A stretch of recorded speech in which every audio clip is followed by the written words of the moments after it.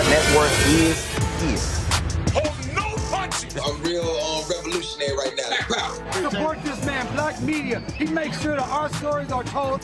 Thank you for being the voice of Black America, Roland. Stay black. I love y'all. All momentum we have now, we have to keep this going. The video looks phenomenal. See, this difference between Black Star Network and Black-owned media and something like CNN. You can't be Black-owned media and be scared. It's time to be smart. Bring your eyeballs home. You dig?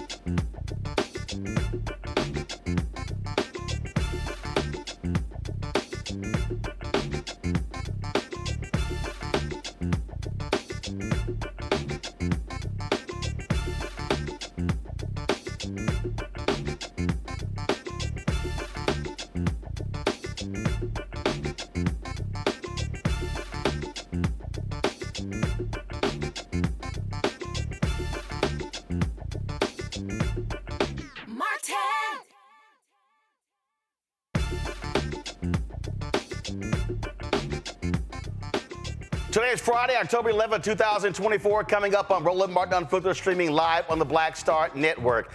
Donald Trump insults Detroit, and the Kamala Harris-Tim Walz campaign claps back with a ferocious ad. We'll have that for you. President Barack Obama calls out black men who refuse to vote for Kamala Harris. Black men call him out. We'll talk with a number of them, including actor Wendell Pierce. Also, the Department of Justice is going after Virginia when it comes to issues dealing with voting. Also, a federal judge in Georgia denies a request to extend voter registration for those impacted by Hurricane Helene. Also, the DOJ is suing the city of South Bend, Indiana for discriminating against black and female police department employees. Plus, the parole request for the white cop who killed Botham Jean has been denied. Folks, it's a lot we're going to be talking about, including folks who want school choice to be a part of this education conversation in this presidential campaign. Lot to get to, plus we'll have a simulcast on News Nation.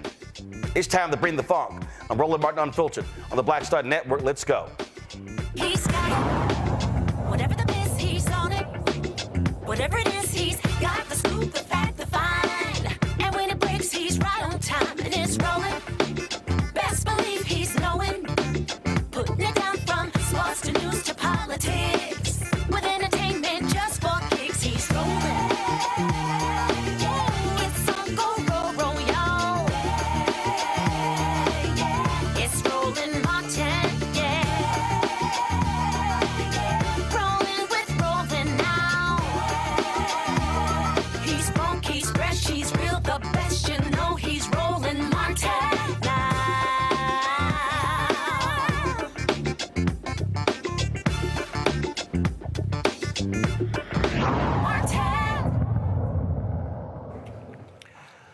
Yesterday, Donald Trump spoke at the Detroit Economic Club and insulted the city of Detroit.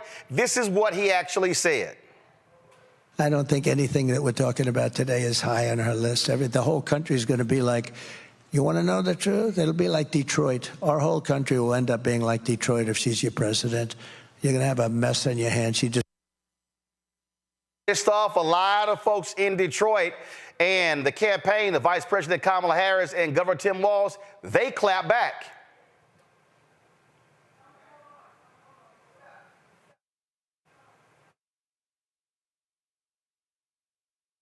So the video's apparently stuck. All right, let's go. Play it. Detroit waving the white flag, the city filing for bankruptcy. That our best days were behind us. That living here is like Living in hell. But you know what we said? We said, F that. We rebuilt ourselves. We looked out for each other, got our hands dirty, and put in the hard work. And this guy, he don't know anything about that. We are a city of winners, of up-and-comers, of builders, the Motor City. Bigger and better. Here, we believe in freedom. We don't bow down to nobody, and we never will. And so what Donald Trump doesn't understand, or care to learn, is that when he said Our whole country will end up being like Detroit if she's your president. that he should be so goddamn lucky. I'm Kamala Harris, and I approve this message. Now that's a damn ad. That's how you clap back. In fact, run that shit back. They said we were dead, Detroit waving the white flag, the city filing for bankruptcy. that our best days were behind us, that living here is like Living in hell. But you know what we said? We said, F that. We rebuilt ourselves. We looked out for each other, got our hands dirty, and put in the hard work. And this guy, he don't know anything about that. We are a city of winners, of up-and-comers, of builders, the Motor City. Bigger and better. Here, we believe in freedom. We don't bow down to nobody, and we never will. And so what Donald Trump doesn't understand, or care to learn, is that when he said Our whole country will end up being like Detroit if she's your president. that he should be so goddamn lucky. I'm Kamala Harris, and I approve this message.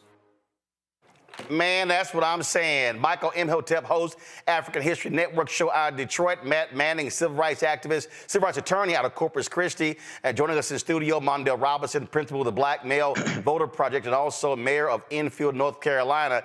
That's what I'm saying, Michael. That's how you fire back when somebody comes to your city, insults your city, and you come right back saying, hashtag team whip that ass is ready for you, Trump and Vance. Absolutely. Come out and vote to make sure that the traitor-in-chief never becomes president again, okay? People in Detroit were furious when this happened, Roland. I posted about this on social media yesterday. I said, Detroit, come out and vote and make sure this convicted felon, con man, traitor never becomes president again. What Donald Trump is trying to do is to galvanize white suburbanites around Detroit to come out and vote. And he's saying that America is going to be like Detroit in the past, okay, that was disinvested, where you had high poverty rates, things like this. Detroit is one of the greatest comeback stories in this country. Detroit is not perfect. I'll be the first one to admit it. But homicides are down. A lot of major crimes are down. Investment is up. The population is just increased by 1,800 for the first time in decades. Mayor Mike Duggan has responded back to this, and I'm not a fan of Mike Duggan. I ain't vote for him any of the 3 times that he ran, but he responded on Instagram. He put out a video refuting this nonsense from Donald Trump. Donald Trump is sick, and he's scared of losing. He's scared of going to prison. This should be a clarion call to not just African Americans across the country, but anybody who's going to be negatively impacted by his policies like Project 2025 and Agenda 47 to vote to stop him and vote to put somebody in office competent and whose policies will benefit you, which is Kamala Harris. Matt, if those largely white business leaders who were sitting in the audience, somebody should have stood up and said, oh, hell no, you're not going to insult our city. And there should have been a mass walkout for what that man had to say about Detroit. Yeah, they absolutely should have. And I think Michael's right. I think that's what he's probably trying to do, is not only galvanize people in the suburbs, but play whiteness and the fears. I mean, that's what it comes down to. Facts for this administration, or rather this campaign, don't matter. Fear is what matters. That's why they're out trumpeting stories that have been, debunked regarding people eating pets and all kinds of stuff in Ohio that we know is not true, that's because they're leveraging people's fears. And I think what's especially interesting about this is that this is in Michigan, which is a battleground state. So it seems like the last place you want to go is to a state you absolutely have to win the presidency and insult the people in the biggest city in the state. It makes no sense. But that speaks to just the idiocy of this campaign and how they're playing this. But it's about whiteness is what it is. And they're trying to leverage, white fears, essentially.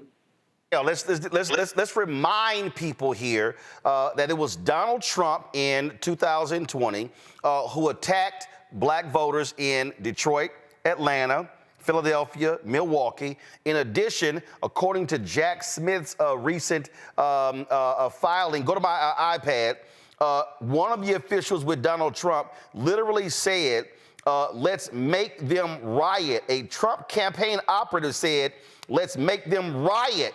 Let me come back to me. I lost the page here. Let's make them riot in Detroit. Yeah. Let's make them riot after he lost the election. And so right there, that says all you need to know about how they feel about Detroit and black folks. Yeah, I mean, listen, Roland, if we're being honest, it's not just Detroit. It's not just Wisconsin. It's not just the battleground states. Donald Trump don't care about black people anywhere in the world. And he told us that when he said we were descendant of people from S-hole countries. Plus, Donald Trump has a long history, even before I was born in '73, when he first came onto the scene, of hating black people. We couldn't rent from him. You couldn't lease an apartment from him. You couldn't work from him. He didn't want you counting his money. The track record is already written about Donald Trump. Anybody believing that Donald Trump give a damn about black people, or that he's not using a method that was created by Lee Atwater for Nixon, talking about the Southern strategy, that's all Donald Trump is doing. He's deploying the Southern strategy to remind or wake up the racist nature of those white people that will follow him down any path. We know it's not about patriotism. Hell, they try to take over the Capitol. We know it's not about backing police officers. They want to defund the police. We know it's not about democracy because they actually want to do away with the Constitution, and Donald Trump himself said he'll be a dictator on day one. So it's not about any of that. All it's about is whiteness and people fear. The problem with Donald Trump is numbers just ain't on his side. Since 2016, nearly 40 million new voters have come online and 20 million baby boomers have left. That means more white people have left the voting roll than ever. So this old tactic of trying to scare white people is not enough. And we just need people to understand that in this moment. This is what the Detroit Free Press had. Go to my iPad. A new court filing in the Justice Department's criminal case against former President Donald Trump. And what it argues were his efforts to overturn the results of the 2020 election, said Wednesday that a campaign worker urged a riot to break out at what was then the TFC Center in Detroit as votes believed to be unfavorable to Trump were being counted. If you keep reading this, it said the claim was made as part of a 165-page filing by special counsel Jack Smith. Not only that, keep in mind, Michael, in 2020, you had a top Republican in Michigan who said, let's continue to count all the votes in Michigan except Detroit. Absolutely, and I live 4 or 5 minutes away from the TCF Center. I saw it as it unfolded, as you had the pickup truck emblazoned with Trump paraphernalia riding out in front, galvanizing people, and as the crowd grew, the police had to block off the street in downtown Detroit. I saw it as it happened. So this is, and Mondale hit on what I've talked about here on the show before. Donald Trump strategically targets and raises animosity against Detroit, Milwaukee, Wisconsin, Philadelphia, Pennsylvania, and Atlanta, Georgia. Okay, and those in 2020, those cities went for Biden-Harris, and he's trying to prey on white fears. And this goes back to 2016 in an analysis from theatlantic.com, which talked about how it was not economic issues that drove a lot of uneducated, college non-educated white males to Trump. It was cultural issues and the browning of America, the fear of the browning of America. So when we communicate with African Americans, especially young brothers, these are things we have to talk about, and talk about policy and how policy impacts every aspect of your lives. And see, Matt, if you expand this, we also have to be explaining to people that this is an individual who will deny resources to such cities. When Puerto Rico, when the hurricane hit there, he denied resources for 2 years. His own folk have been on record as saying he was denying resources to an area of California until they had to show him voter data that was his voters who would be impacted. This man, and this is what Project 2025 was all about, this man is going to starve black cities. Donald Trump won't give a damn about Houston, New Orleans. He won't care about Charlotte. He won't care about Atlanta, Detroit. He will trash any city where you got significant black voters, where you have Democratic mayors, because that's who this man is. And so black folks need to understand, you can be talking about, oh, your pocketbook, but when you start looking at the resources that are becoming to where black folks are, he is going to starve them because he is appealing to his white MAGA base.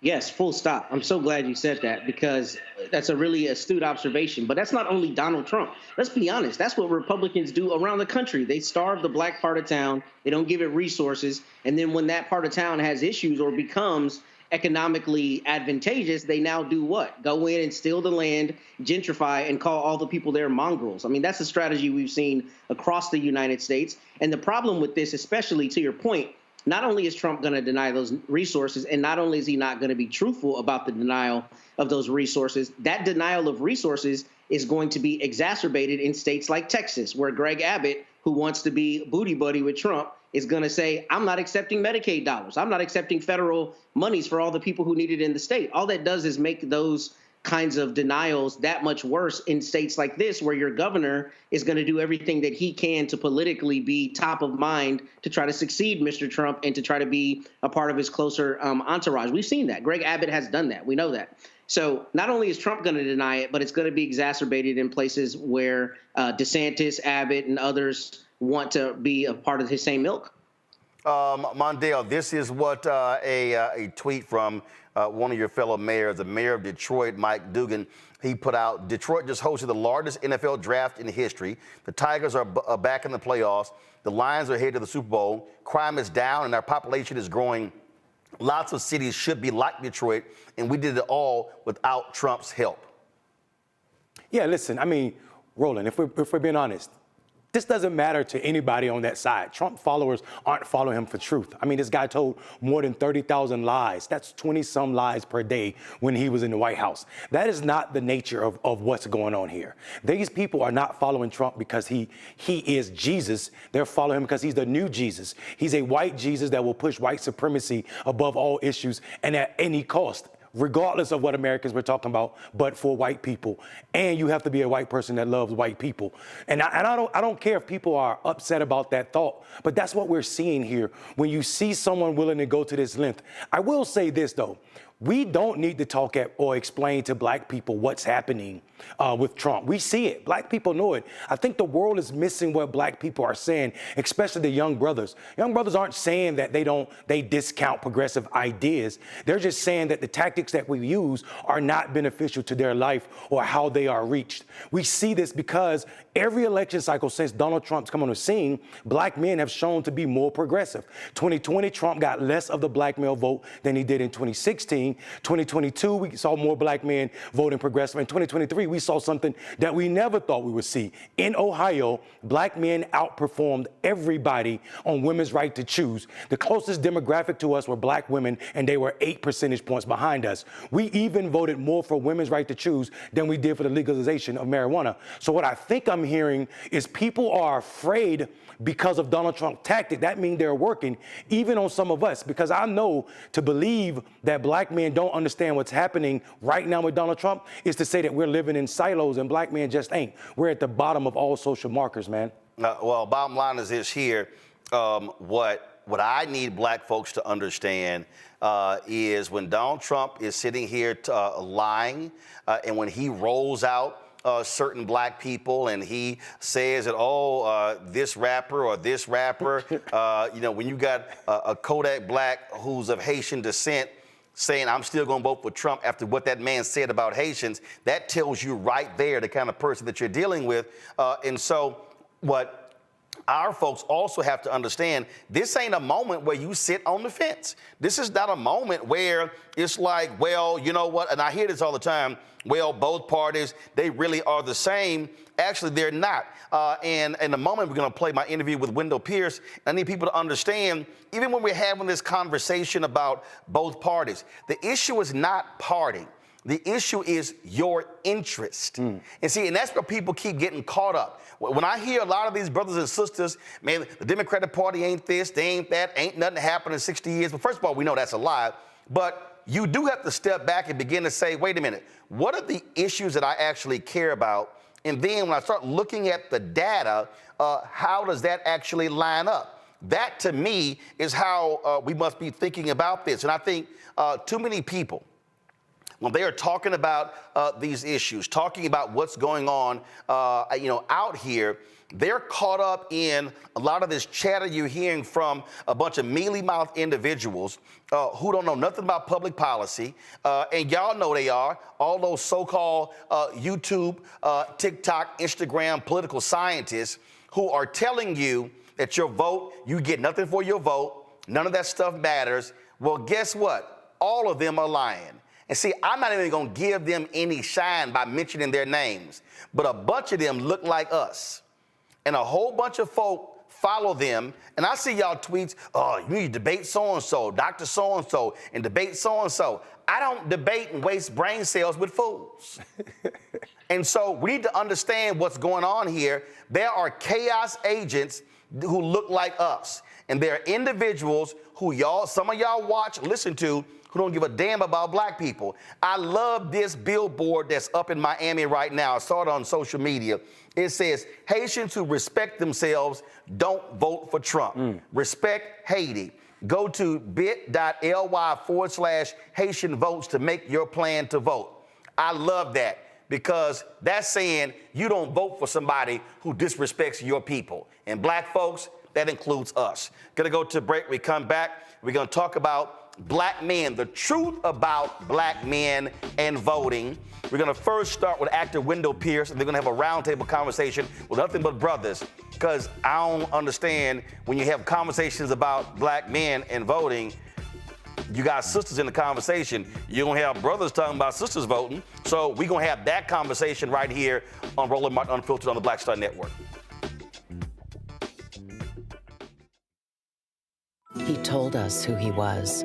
Should abortion be punished?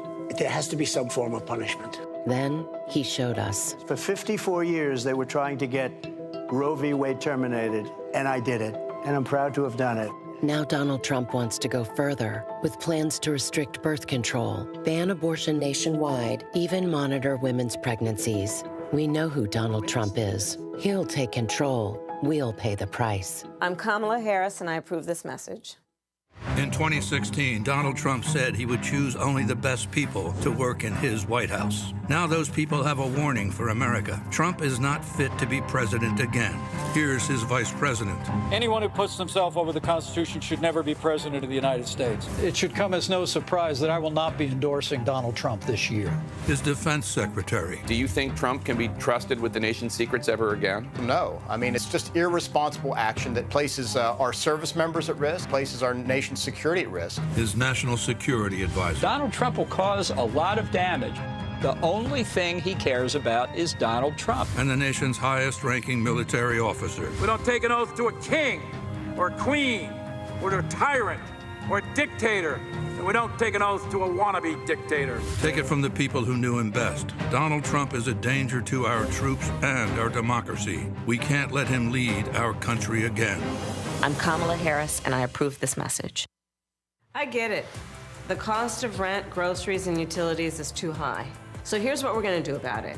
We will lower housing costs by building more homes and crack down on landlords who are charging too much. We will lower your food and grocery bills by going after price gougers who are keeping the cost of everyday goods too high. I'm Kamala Harris, and I approve this message because you work hard for your paycheck. You should get to keep more of it. As president, I'll make that my top priority. Hey, what's up? It's Sammy Roman. Hey, it's John Murray, the executive producer of the new Sherry Shepherd Talk Show. It's me, Sherry Shepherd, and you know what you're watching, Roland Martin Unfiltered.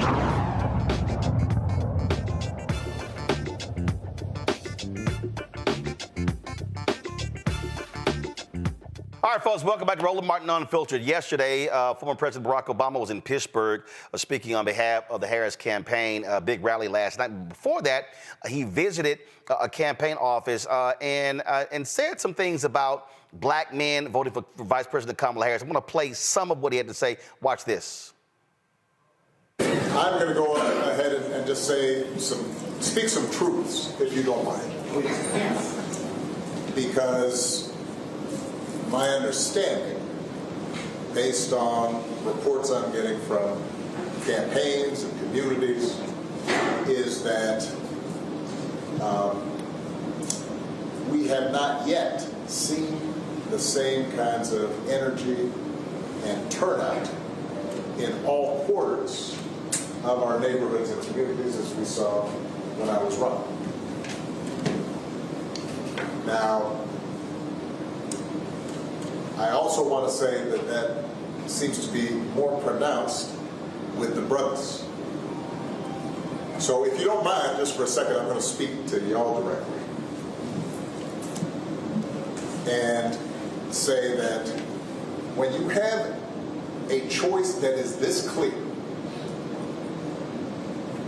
when on the one hand you have somebody who grew up like you, knows you, went to college with you, understands the struggles and pain and joy that comes from those experiences, who's had to work harder and do more and overcome and achieves the second highest office in the land and is putting forward concrete proposals to directly address the things that are vital in our neighborhoods and our communities, from housing to making sure that our mothers and our fathers and our grandparents can afford medicine, and making sure that we are dealing with prices that are too high and rents that are too high, and are committed to making sure that we maintain the Affordable Care Act. So everybody's got to help it. All right, so, boy, that caused a big reaction. Actor Wendell Pierce actually tweeted this. He said, awful message. The party has to stop scapegoating black men. Black men aren't the problem. White men and white women are. No other group votes at 87, 90% for Dems, but black folks, men and women. That is a false flag. Black men voting for Trump is insignificant. This accusatorial tone will make some black men stay home, which is worse. Black men are questioning our party to find out what their loyalty for decades earns them. That's good. That's healthy. Democrats have the record to stand on and should embrace the challenge. But after touring this country, specifically engaging black men, I will not let my party leaders speak condescending towards them. I talked to Wendell Pierce this morning, and this is our conversation. All right, Wendell, let's jump right into it. I was traveling yesterday. I was in Pennsylvania. I saw the back and forth, the people out there commenting, and then on what President Obama had to say last night in Pittsburgh. Then I saw your comment. I've been covering the story a lot. Just explain why you made it clear that's not the right message you want to be articulating right now to the brothers who are on the fence. Well, you know, I've been out there ever since the convention in Chicago. I made it a point to lean into the messaging to black men. I've been going around the country. I just got back from Arkansas. I made it a point to go to Milwaukee, to go on a barbershop tour, literally a barbershop tour. It's a part of the campaigning going all the way back to the 2012 campaign. And I thought it was a great idea if that's where we could go into black communities, assemble black men around my support for Kamala Harris and why I'm supporting this campaign, and to answer those questions of the men who say, why are you voting Democratic? Why have you been a part of the Democratic plantation for so long? Because I felt as though we had receipts. we had reason to support the Democratic Party. Everything we love about the United States government came from the Democratic Party, going all the way back. So I feel as though the campaign should lean into those questions. But the way to answer those questions is to say, vote for your best interests. Don't even consider the candidates first. First, consider what you want out of your out of the candidacies and the campaigns, and that is the best way to approach Black men, right? Especially, and what I found going around the country on this barbershop tour was, man, I appreciate the fact that you came here first, and then I just wanted someone to hear my grievance and hear what I want. And then I always said, consider what you want, vote for what you want, and I'm confident that Kamala Harris will be your choice. That's the way to approach it. I find it condescending in a party that has had the support of Black men, upwards of 85% of our population voting for the party, to say to them that in some way they or should be spoken down to or haven't been supportive, when we all know that it's white women who haven't supported this party to the point that we should be winning all of these elections. And I thought that the message that the president spoke about last night is a distraction and is condescending to Black men, especially when we have supported the Democratic message and the Democratic Party in huge amounts, an inordinate amount of support.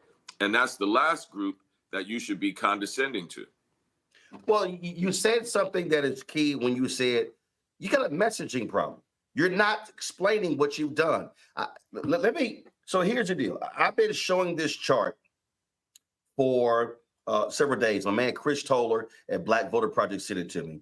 And here's what the chart shows. The chart shows, and President Obama might want to look at this chart, that first of all, it shows Black men's voting patterns from 1972 up to present day. And if you go back, 72, it was 23% for Republicans. It was 19% for Republicans, 76. Then it goes to 14, 12, 15, 13, 15, 12, 13. But then it gets 2008. 5% voted for Republicans. But here's the key. 2012, it goes back up to 11. There was a 9-point gap between Black men and Black women with Obama rounding 2012. Black men were saying in 2012 that they were not satisfied with the job that Obama was doing. That was 2012. And I remember vividly talking to Democratic officials saying, y'all had better craft a messaging strategy that micro-targets Black men. This is going to be a problem. Then we go to 16. And I remember then the number went up. In 16, it was 13. And I remember telling Tom Perez, Tom, y'all got to have something specific. Jamie Harrison came in, said the same thing to Jamie. And so what they don't understand is this is not just young Black men. Black people, you now have to micro-target them. You have to speak to them. You got to spend more resources communicating with them in off years because we no longer self-identify as Democrats the way we used to. And here's the thing, Roland. We have the goods, right? It's about messaging. The reason I went to barbershops, I was screening a film. I'm a part of the Academy. And there was a film nominated for an Oscar last year called The Barber of Little Rock, about this young man, Arlo Washington. Oh, yeah, I saw it. Yep, I saw it. It's a brilliant film that actually explains to you what the community development legislation from the Democratic Party has been about since the 1990s, came about in the Clinton administration, where banks get billions of dollars from the federal government every year, free money that they get every year if they put it out into the underserved communities, development of economic development and community development financial institutions. It's what I used to rebuild my neighborhood of Pontchartrain Park in New Orleans post-Katrina. I did not even know about it. until that crisis came about. When I discovered that and realized that banks then get money from the federal government the next year if they score high points of putting the money out.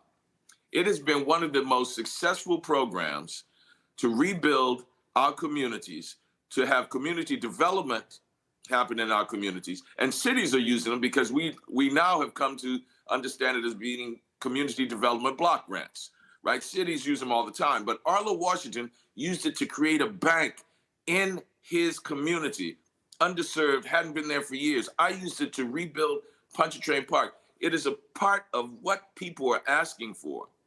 When I go on the tour in the barbershops and I explain to them what I did, what Arlo did, show the film, they're like amazed. I never heard about this. Community banking, banks have retail, commercial, and then community banking now. They get more money from the federal government so they can put their interest on top of it if it rolls out into the community. So they are incentivized to make sure that economic development happens in our communities. And to take advantage of that is what Black men are looking for. They're looking for that economic engine. They're looking for that economic opportunity. What happens at the end of most of my meetings or these barbershop talks are saying, how can I create a community financial institution? How can I create a community development corporation like you did in Pontchartrain Park? They're looking for someone to come and bring the information to them. We have the information. We have the programs.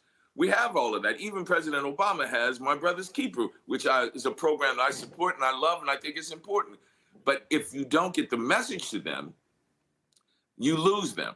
And if you condescend, the mainstream media jumps on it like, chum for a shark. That's all you're hearing about today. President Obama gave a great speech yesterday, but all you're hearing about is, oh, you see how he chastised those Black men? You see how he put them in place? I had to tell the Lincoln Project. I did a thing for them last. Yeah, I know. I read the video. I read it on the show. Right. There was a line in there that I had to check them. I said, hey, here's the deal. They said, hey, man, you haven't been around Black men. Black women have been the ones holding down the community, And I said, no, that's a racist trope. We're going to take that out. And you shouldn't believe that. And people, it reinforces that racist trope that Black men are abandoning their community, right? That they don't want to be there, that they're going to abandon their sister, right? When we all know from day one, when she came into this race, Black men have been supportive of her. The ones who are not supportive are the ones who are on the fence, are the ones who are saying, come and talk to me. Come and bring me the message and show me the goods. We have the goods, we have the receipts, we have the campaign, but most of those brothers don't know about it. And like you said, Roland, it's a messaging problem. So I was a lot that you said there that you nailed it. I go back to the Doug Jones special election in Alabama. And I remember when it was over, all the stories were Doug Jones won because of Black women, because 96% of Black women voted for Doug Jones. But guess what?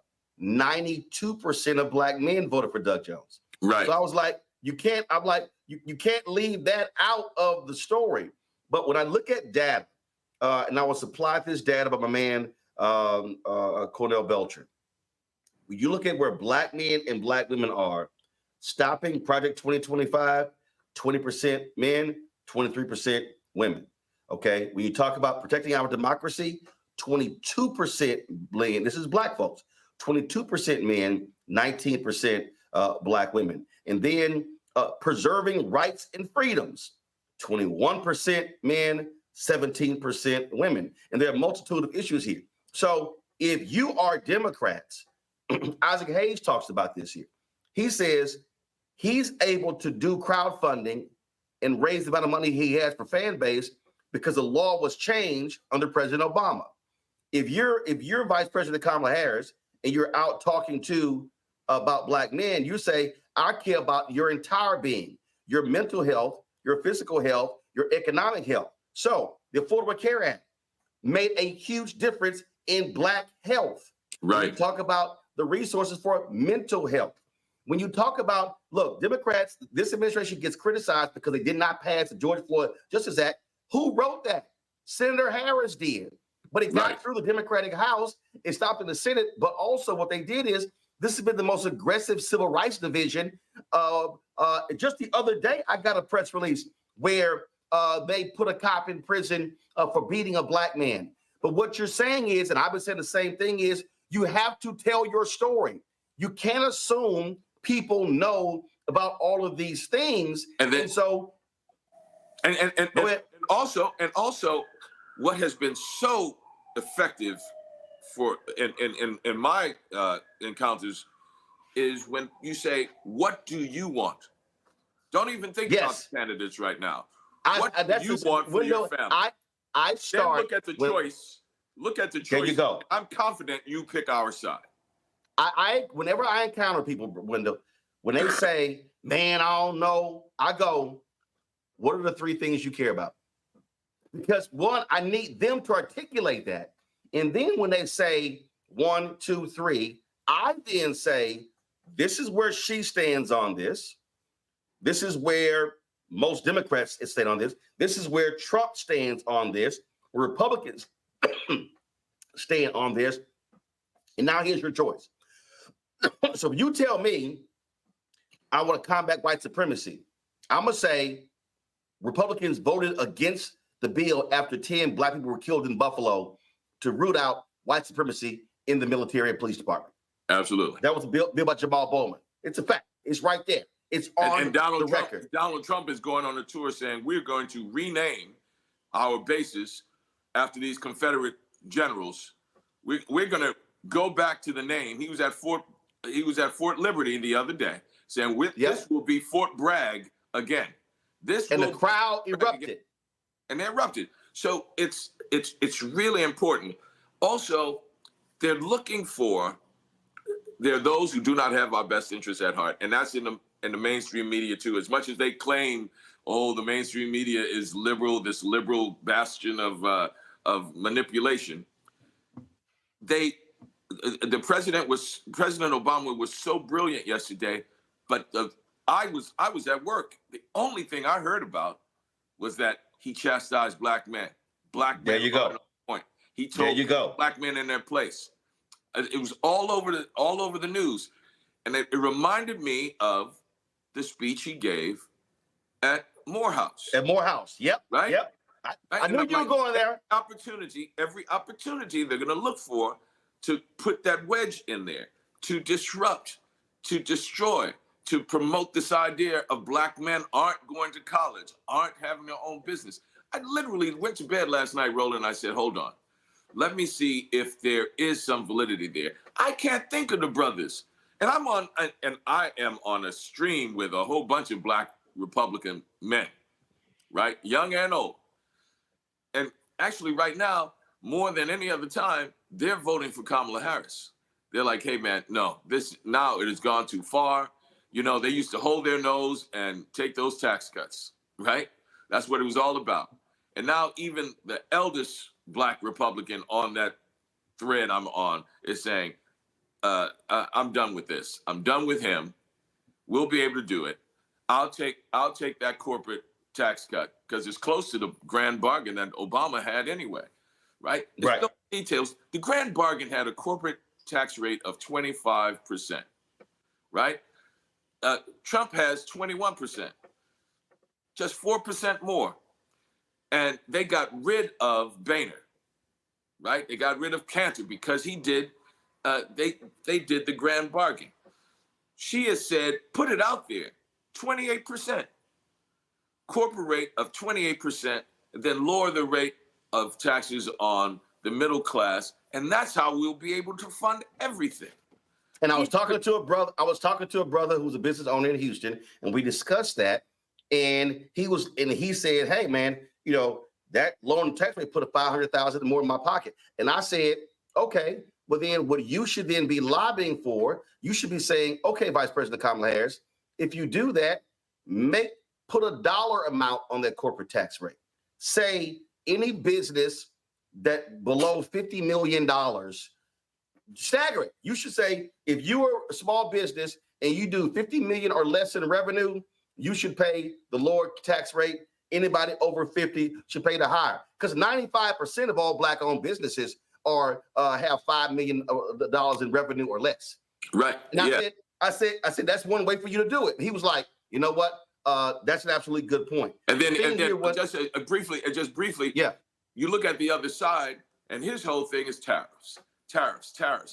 I cannot believe how many people don't understand that tariffs is a tax on the American company that's bringing the Chinese goods in, right? Most people don't understand that. They hear, man, I'm gonna put the tariff on this Chinese goods coming into America.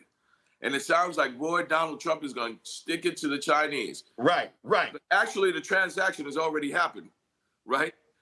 Whoever the importer is in America, the transaction, Chinese have made the product, they got paid, they're sending it over, and the importer is the one who pays the tariffs. So you're sticking it to the American company that is paying for the goods. And that's a messaging thing too, right? That's right. And that's the thing, as awful as he is, that Donald Trump is good at, because most people think, well, because I guess they just haven't, taken civics, or we went to high no, they haven't. Years ago, right? And you say, man, he's sticking it to the Chinese with the tariffs. And I'm like, no, man, you're sticking it to me. I'm the one bringing it in, right? It's the import, the American company bringing it. So that's just a tax on you. And that's how the Republicans have always used taxes, messaging again. Come to Florida, come to Texas, no taxes, right? You could come, make your money, your business, your income, and we won't tax you. But then you buy that house and your property taxes up here. They make it. Oh, trust me. I know, because I just got my property tax bill the other day for my house. For my house. So, Black Star Network. For my house in Texas. I literally just got it 3 days ago. So trust me, I know that. Black Star Network, you come down to Texas, you won't have to pay any state tax. Where's your office? Let me pay. You're going to pay some property tax there, though. So, that's the messaging thing. That's the messaging thing. I said the other day, close this out, I said this the other day, that if I'm Vice President Kamala Harris, or even if I'm Democrat, I'm going to launch, we did that. And in fact, so last night when Obama was talking about, he was my economy. My deal is, and I jokingly use the example of Wesley Snipes in Jungle Fever, when he was quitting, when he was going through the office and was pointing out all his products. He was like, mine. My deal is, and Plies talked about it when he said, Joe, you got to brag on some stuff. My deal is, you stand up and say, we did that. We did this. We did that. We did it. We did that. We did that. We did that. And they voted against it.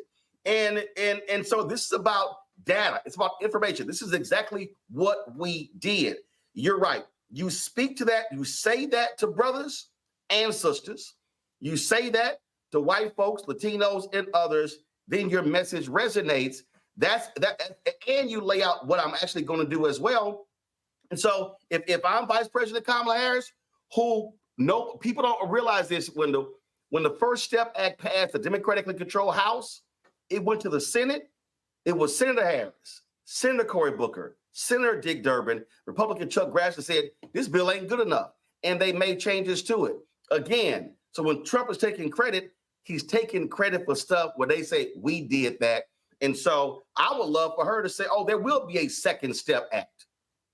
There's a first step, there's a second step. But again, you have to meet people where they are and tell them what you have done.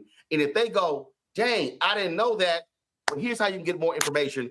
It's exactly what you've been talking about. But if you do not talk to Black men, if you're not targeting them, if you're not messaging to them, then you're going to have all this craziness out here about, oh my goodness, how they're just running away. So I just think it's totally overblown. And guess what? Out of all of the groups, more white men and more Latino men are supporting Trump than Black men, and those are facts. Absolutely. And the fact is that we've lost these elections, right? We've lost these elections. Hillary and I considered when Biden was asked to step away, a point where we lost is because white women weren't supporting. Right? Boom. When you look at all the political science, we are still fighting for the white female vote. Educated, suburban white women are the women who did not put Hillary Clinton in the Oval Office. And I just saw the Pew study. I just saw it yesterday. White women still, it's at 50-45 Trump over Harris. Yes. Right? That's the data. That's the political science. And here's the thing. But you know, when something like this happens, it's an opportunity. The same day, Trump says to the people in Detroit in their face, God forbid you elect her, this country will look like Detroit. Just insulting them, calling them a shithole city, right? So I'm glad to hear that the campaign is going to Detroit to have a town hall. And I hope they also take that opportunity to say, all right, let me say something to you, black men. We're going to speak to you in a proper way. First of all, thank you for all the support you've given us for decades. And then we're going to show you what we've done. We did that. I'm going to start that with you, Roland. We did that. That's what we're going to call it. That's it. Well, you're right. Again, you don't talk down to them. You talk to them. You talk with them. And then, as you said, you listen to them. And then you say, this is what I'm going to do when I actually get in. And this is what I have done. Right. Absolutely. Wendell, man, I know you're working. You're out there working. You're working. Plus, you're also working out there with this election. I certainly appreciate, man, you out there. We are in the middle, and I just want to say we are in the middle of the election right now. The election is happening now. November 5th is the end of it. We are 20 states are right now voting. Go and vote now. Vote early. The returns in Pennsylvania have been wonderful when it comes to early voting. You know, hundreds of thousands of Democrats have already voted early, and only tens of thousands of Republicans have voted. And that's a sign. That's a real good sign. So I'm from Louisiana. I'm letting everybody know next Friday, October 18th, we start voting. The election starts October 18th. So let's get out there and vote, black folks. Get registered and then vote. And that's why I decided to wear today. My black job is voting. Absolutely. Wendell, I appreciate it, my brother. Thanks a lot.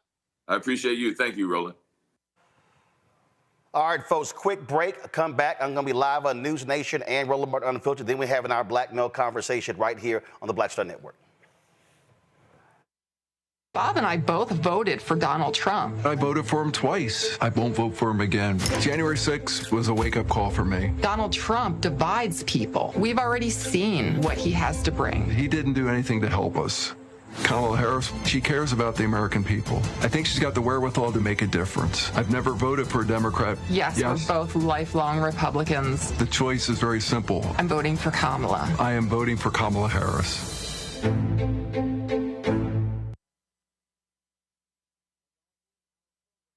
IVF is a miracle for us because it allowed us to have our family. After having my daughter, I wanted more children, but my embryo transfer was canceled 8 days before the procedure. Donald Trump overturning Roe v. Wade stopped us from growing the family that we wanted. I don't want politicians telling me how or when I can have a baby. We need a president that will protect our rights, and that's Kamala Harris. I'm Kamala Harris, and I approve this message. Of 100 Republicans who worked in national security for Presidents Reagan, both Bushes, and for President Trump, now endorsing Harris for president. She came up as a prosecutor, an attorney general, into the Senate. She has the kind of character that's going to be necessary in the presidency. Vice President Harris is standing in the breach at a critical moment in our nation's history. We have a shared commitment as Americans to do what's right for this country. This year, I am proudly casting my vote for Vice President Kamala Harris. Former generals, secretaries of defense, secretaries of the Army, Navy, and Air Force, CIA directors, and National Security Council leaders under Democratic and Republican presidents, Republican members of Congress, and even former Trump administration officials agree there's only one candidate fit to lead our nation, and that's Kamala Harris. I'm Kamala Harris, and I approve this message. Hello, I'm Paula J. Parker. Truly proud on the Proud Family. I am Tommy Davidson. I play Oscar on Proud Family, Louder and Proud. Hi, I'm Jo Marie Payton, voice of Sugar Mama on Disney's Louder and Prouder, Disney Plus. And I'm with Roland Martin on Unfiltered.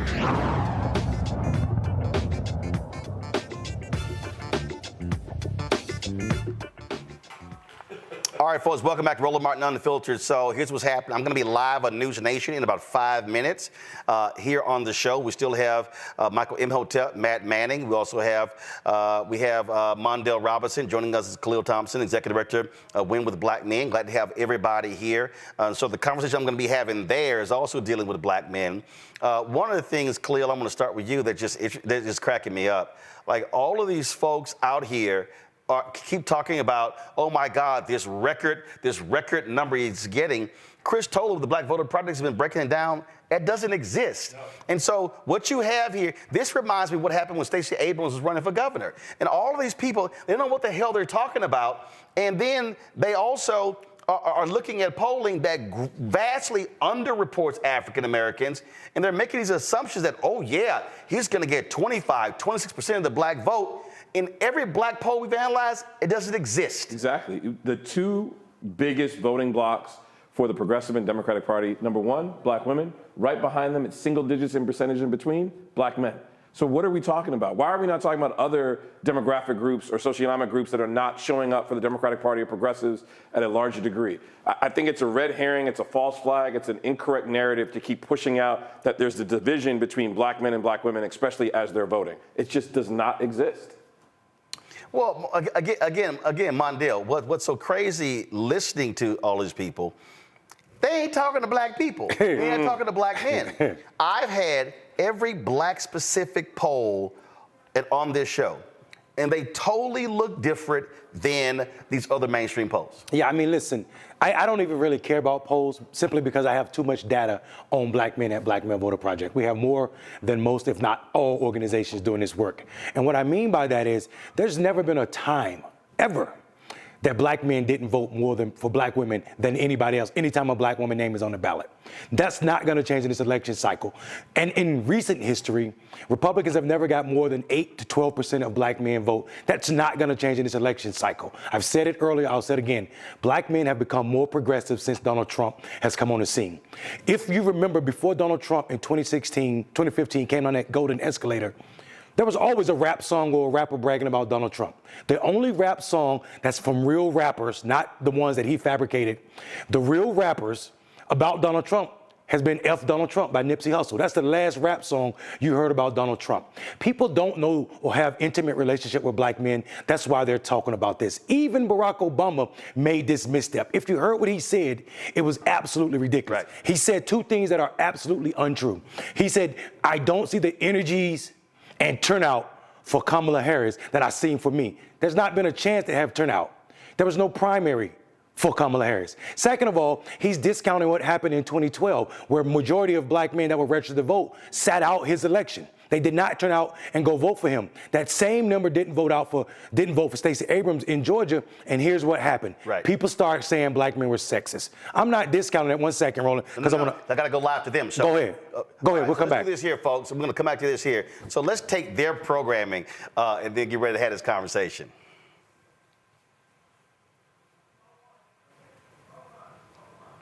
That Barack Obama is now treating working class men the exact same way he's treating or has treated white working class men. It's not a race thing. Politics in America have become realigned, not along racial lines, black, white, Latino. Hey, I lost but along IFB. class lines and education lines. And that's something that is terrifying for the Democratic. Hey, Roland, can you hear program okay? Yeah, I can hear program. I had IFB in my ear, but I got it in my speaker, in my control, in my studio, so I'm just going to turn. She is black. I'm just going to hang up on the IFB, okay? For disaster. Democrats either don't know, don't care, or realize, and this may be the most important point, that they don't have a choice right now. Because Kamala Harris is in trouble. Big trouble. The polling shows that, the internal polling shows that, our reporting shows that. And Obama right now is their only chance. Roland Martin joins us now, host of Roland Martin Unfiltered on the simulcast. Roland, welcome to the show. Glad to be here. Thank you very much. I'm glad to be here. What do you make of this attack by Team Obama of lecturing black men? Insane. It's unacceptable if you do not support Kamala Harris. First of all, Leland, everything you just laid out in the last 5.5 minutes is absolutely wrong. I mean, it's right there in the data, okay? So it's just totally wrong, okay? I'm literally sitting on my set with the head of the Black Male Voter Project and the executive director of Win with Black Men, folks who know the data better than anybody else. So first and foremost, okay, in 2008, President Barack Obama got 95% of the black male vote, and then the GOP got 5%. 2012, it goes up to 11 points. When you study the data from 1972 to present day, 72, 76, it was 23% of the black male vote. It was 19% in 1976, and then it dropped anywhere from 9 to 13. The reality is this here. And that is, when you look at black men, they are the second largest voting bloc in the Democratic Party behind black women. That's an absolute fact. What you also see is that black men are the most progressive group of men in this country. When they had the ballot initiative in Ohio, black men voted at a higher rate to protect reproductive rights than even black women, than white men. And so you need to understand that if you actually talk to black men, what you're seeing is that the black voter has changed. The further you get away from the civil rights movement, African Americans less self-identify as Democrats because as they, of course, as you're getting younger. So when you saw Biden's poll numbers, it was weak poll numbers because he was in the low 50s among African Americans. I've had on this show literally the polls that have actually. I'm still trying. I hear you, and I appreciate all the statistics. I'm still trying to figure out where I'm wrong. Well, first, then why is Barack Obama coming out insane? And we'll play Barack Obama's clip here where he was talking. We have not seen the same kind of energy and turnout in all quarters of our neighborhoods. Take a listen. Because, okay. Hold on, just take. We have not yet seen the same kinds of energy and turnout in all quarters of our neighborhoods and communities as we saw when I was running. That seems to be more pronounced with the brothers. Okay, New York Times Siena College poll. Trump 53, Harris 42, male voters to Trump. Black male voters, New York Times Siena College poll. Harris 79, Trump 15. And here's the deal. And Leland, this is what you're actually doing, the mistake that you're making. You're quoting the New York Times Siena poll, and you're not going to the crosstab to look at who they're actually measuring. You should call Chris Toller with the Black Voter Project, who breaks down every single mainstream poll. I just want to be clear. You don't think Kamala Harris has a problem with losing black male support? No. So then why is Barack Obama out there talking about it? What did you just, if you play the clip again, what did you hear him say? He compared it to his first election. You just heard me tell you it was 95-5. She got into the race 100 days ago. If you look at right now, the voting in Pennsylvania, young black women are up 248% because what you had on the Democratic side are young African Americans who were not feeling President Joe Biden. Vice President Kamala Harris has closed that gap in a massive way. And so now what you're seeing is she is building. It's actually in the data. If you talk, Leland, to Black Voter Project, if you talk to Black PAC, if you talk to Terrence Woodbury, if you talk to Cornell Belcher, folks who are well-versed in black data, you will actually see that. If you look at many of these mainstream polls, they are underreporting underpolling black people. Okay, well, we can take that up with the New York Times, number one. Number two, you just gave our bookers an entire list of folks. I sure did. And no, you did, and we'll be out to them. But I'm interested in talking to you first. Do you think, or do you see a desire by the Democratic Party and by Kamala Harris's campaign and by extension Barack Obama to understand why, and you are right, that black male voters were moving away from Joe Biden? And yes, Kamala Harris has gotten some back. She's not gotten all of them back. Is it time, and you told me I was wrong, so I'm going to just ask you the question again, but is it time to start looking at the electorate not as black, white, and Latino, but based on education? No, because here's the deal, Leland. If you understand politics, politics is totally about identity politics. What is a soccer mom? It's a white suburban woman. What is a NASCAR dad? It's a white suburban man. Politics is totally about looking at race, looking at class, looking at income. You parse the data. In fact, I talked to a black Republican yesterday who said how Republicans are trying to target African-American men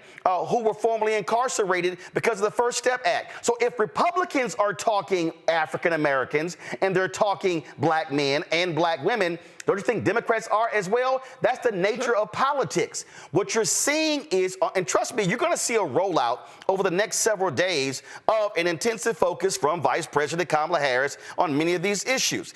And so listen, I'm going to be in North Carolina sitting down with her, interviewing her on Sunday. And so you have to understand what's going on here. And I'm telling you, as somebody who has a show that targets African Americans, 65% of my more than 1.5 million folks who are subscribed to my YouTube channel, they're black men. So trust me, I know what I'm talking about here. Okay. You're not going, I will put money down right now. You're not going to see, not even close, Trump get 20% of black voters. Okay, so, not even close. Okay. Not even close to 20%. Nope. What number would you see in a poll, and then I got to run, but I want a number from you. What number would you see in a poll of African-American support for Donald Trump in the swing states that would scare you? First of all, there's no number that scares me because not one poll have I seen it that poll black folks in significant numbers that exceeds 14%. Not one. Okay. And I've had 10 of them on my show. All right, there you go. We're out to all your friends, and obviously that interview on Sunday with Kamala Harris is going to be a must-see. We're looking forward to seeing that. We'll have you back to talk about it next week, all right? Appreciate it. Thanks a lot. Thank you. We appreciate you being with us. All of the above notwithstanding. All right, folks. Let's get back to let's get back to our show. And Matt, right there, what you saw again when mainstream media is fixated on a New York Times CNN poll. I'm going to say this again for everybody who's watching, but everybody who's actually watching. When Black PAC dropped both of their polls, only one mainstream show invited Adrian Shropshire on. When Higher Heights dropped their poll, only one mainstream show, and it was Joanne Reed's show. We had a reproductive rights organization drop their poll. Nobody invited them. The Leadership Conference on Civil Rights just dropped their poll. How many mainstream folks call them? 0. I can keep going. The fact of the matter is, Matt, when black people poll black people, and the entire poll is black people, Black Future Labs released a survey, and if I'm correct, they surveyed 211,000 black people. And MSNBC, CNN, Fox News, ABC, NBC, CBS, News Nation, all of these folks, One America News, Newsmax, not one of them invited them on. And so that's the real issue. These mainstream media folks, white mainstream media, they do not understand black people, and they're trying to get mainstream white media organizations to feed them polling data that underpolls black people. Well, let me first say, brother, you ice cold to be on your own show, go on another show, and come right back to your show and take no breaks, man. You cold, and I got to give you some love for that. It was impressive what you did. But I think you're right, and I think on top of that, not only do they not reach out to these groups, they don't give those groups the credence of having the I guess, the statistical ability to give them results that are bona fide. And that's really the issue. I mean, if you look at Leland's response, you delineated 4 or 5 names immediately. And what was his response? Oh, you've given us names we need to look into. Well, if you have anybody on your staff that's doing basic work, they should be able to find that there are groups that are polling and have this data in a bona fide way and have it in a way that it can be trusted. Because as Mondale said earlier, I thought he said it brilliantly. He said, I don't trust the polls because I have the actual data. I know, what people are really saying because we truly have the data, but that data is not being reported because some of it is perfunctory, right? Some of it is they just want to make the point, like you said, this is about race, and they want to reference whomever they think gets the credibility in the public square as to their polls. But we know there are far more polls than Quinnipiac and all these others where they're actually getting the data that gives it a better light. It casts it in a true light. So I think this is a matter of media elitism, number one, and I think this is a matter, number two, of them not doing the investigation to find who really has that data and whether that data that they're reporting from the New York Times or elsewhere is really the true, credible, bona fide data. I can't. In fact, I'm going to pull this up right here, Michael. This was on, let's see here. This was on, so October 2nd. Go to my iPad. October 2nd, latest results from Wave 2 of the Black Voter Project survey offering insight into what's changed since Harris took over.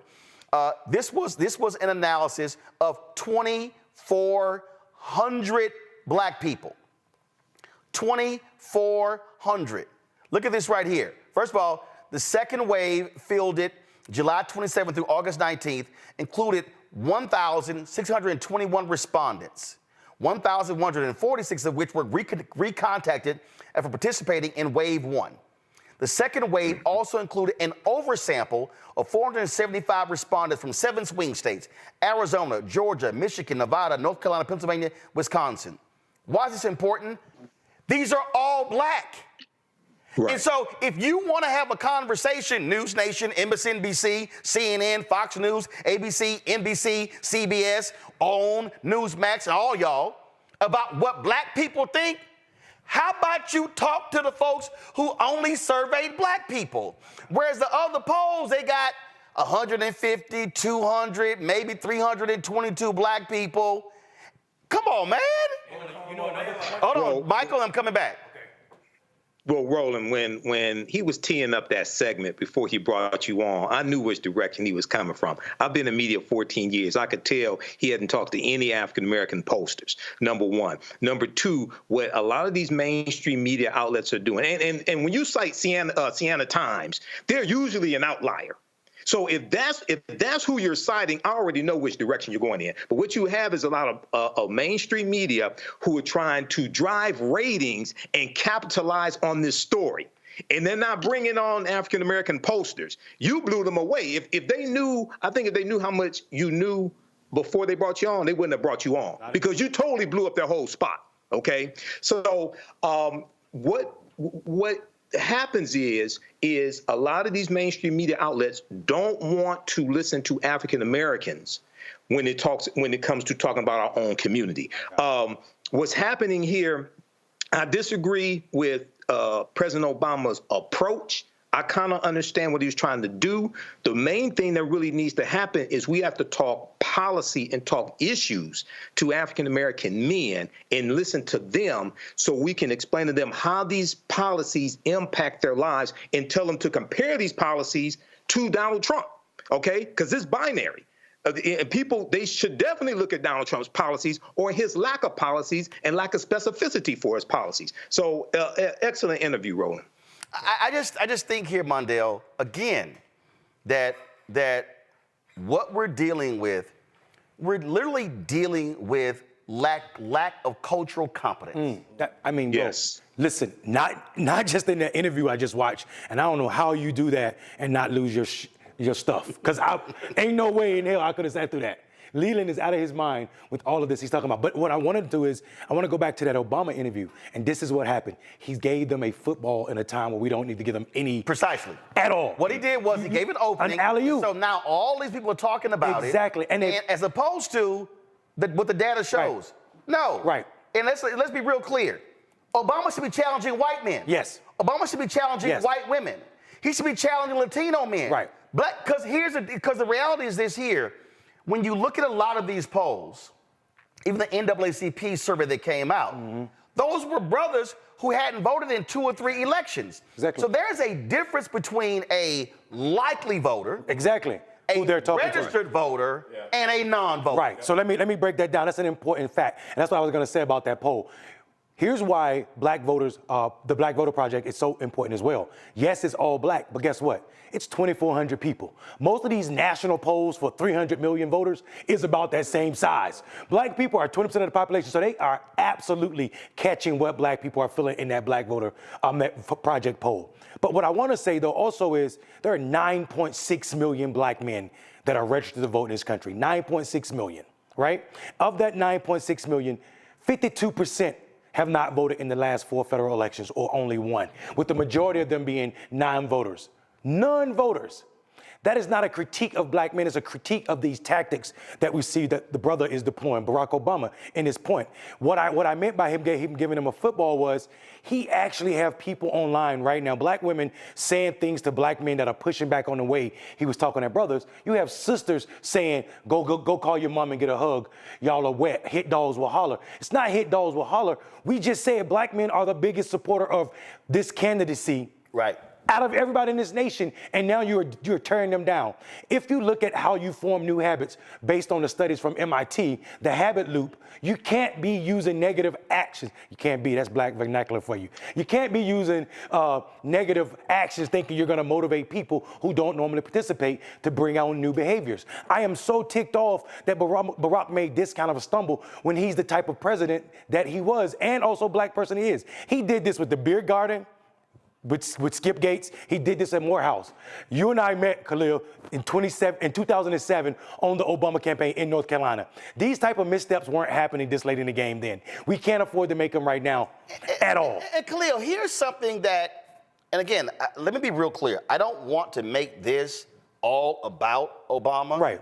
Because this is also about how do we reach those brothers. But go to my iPad.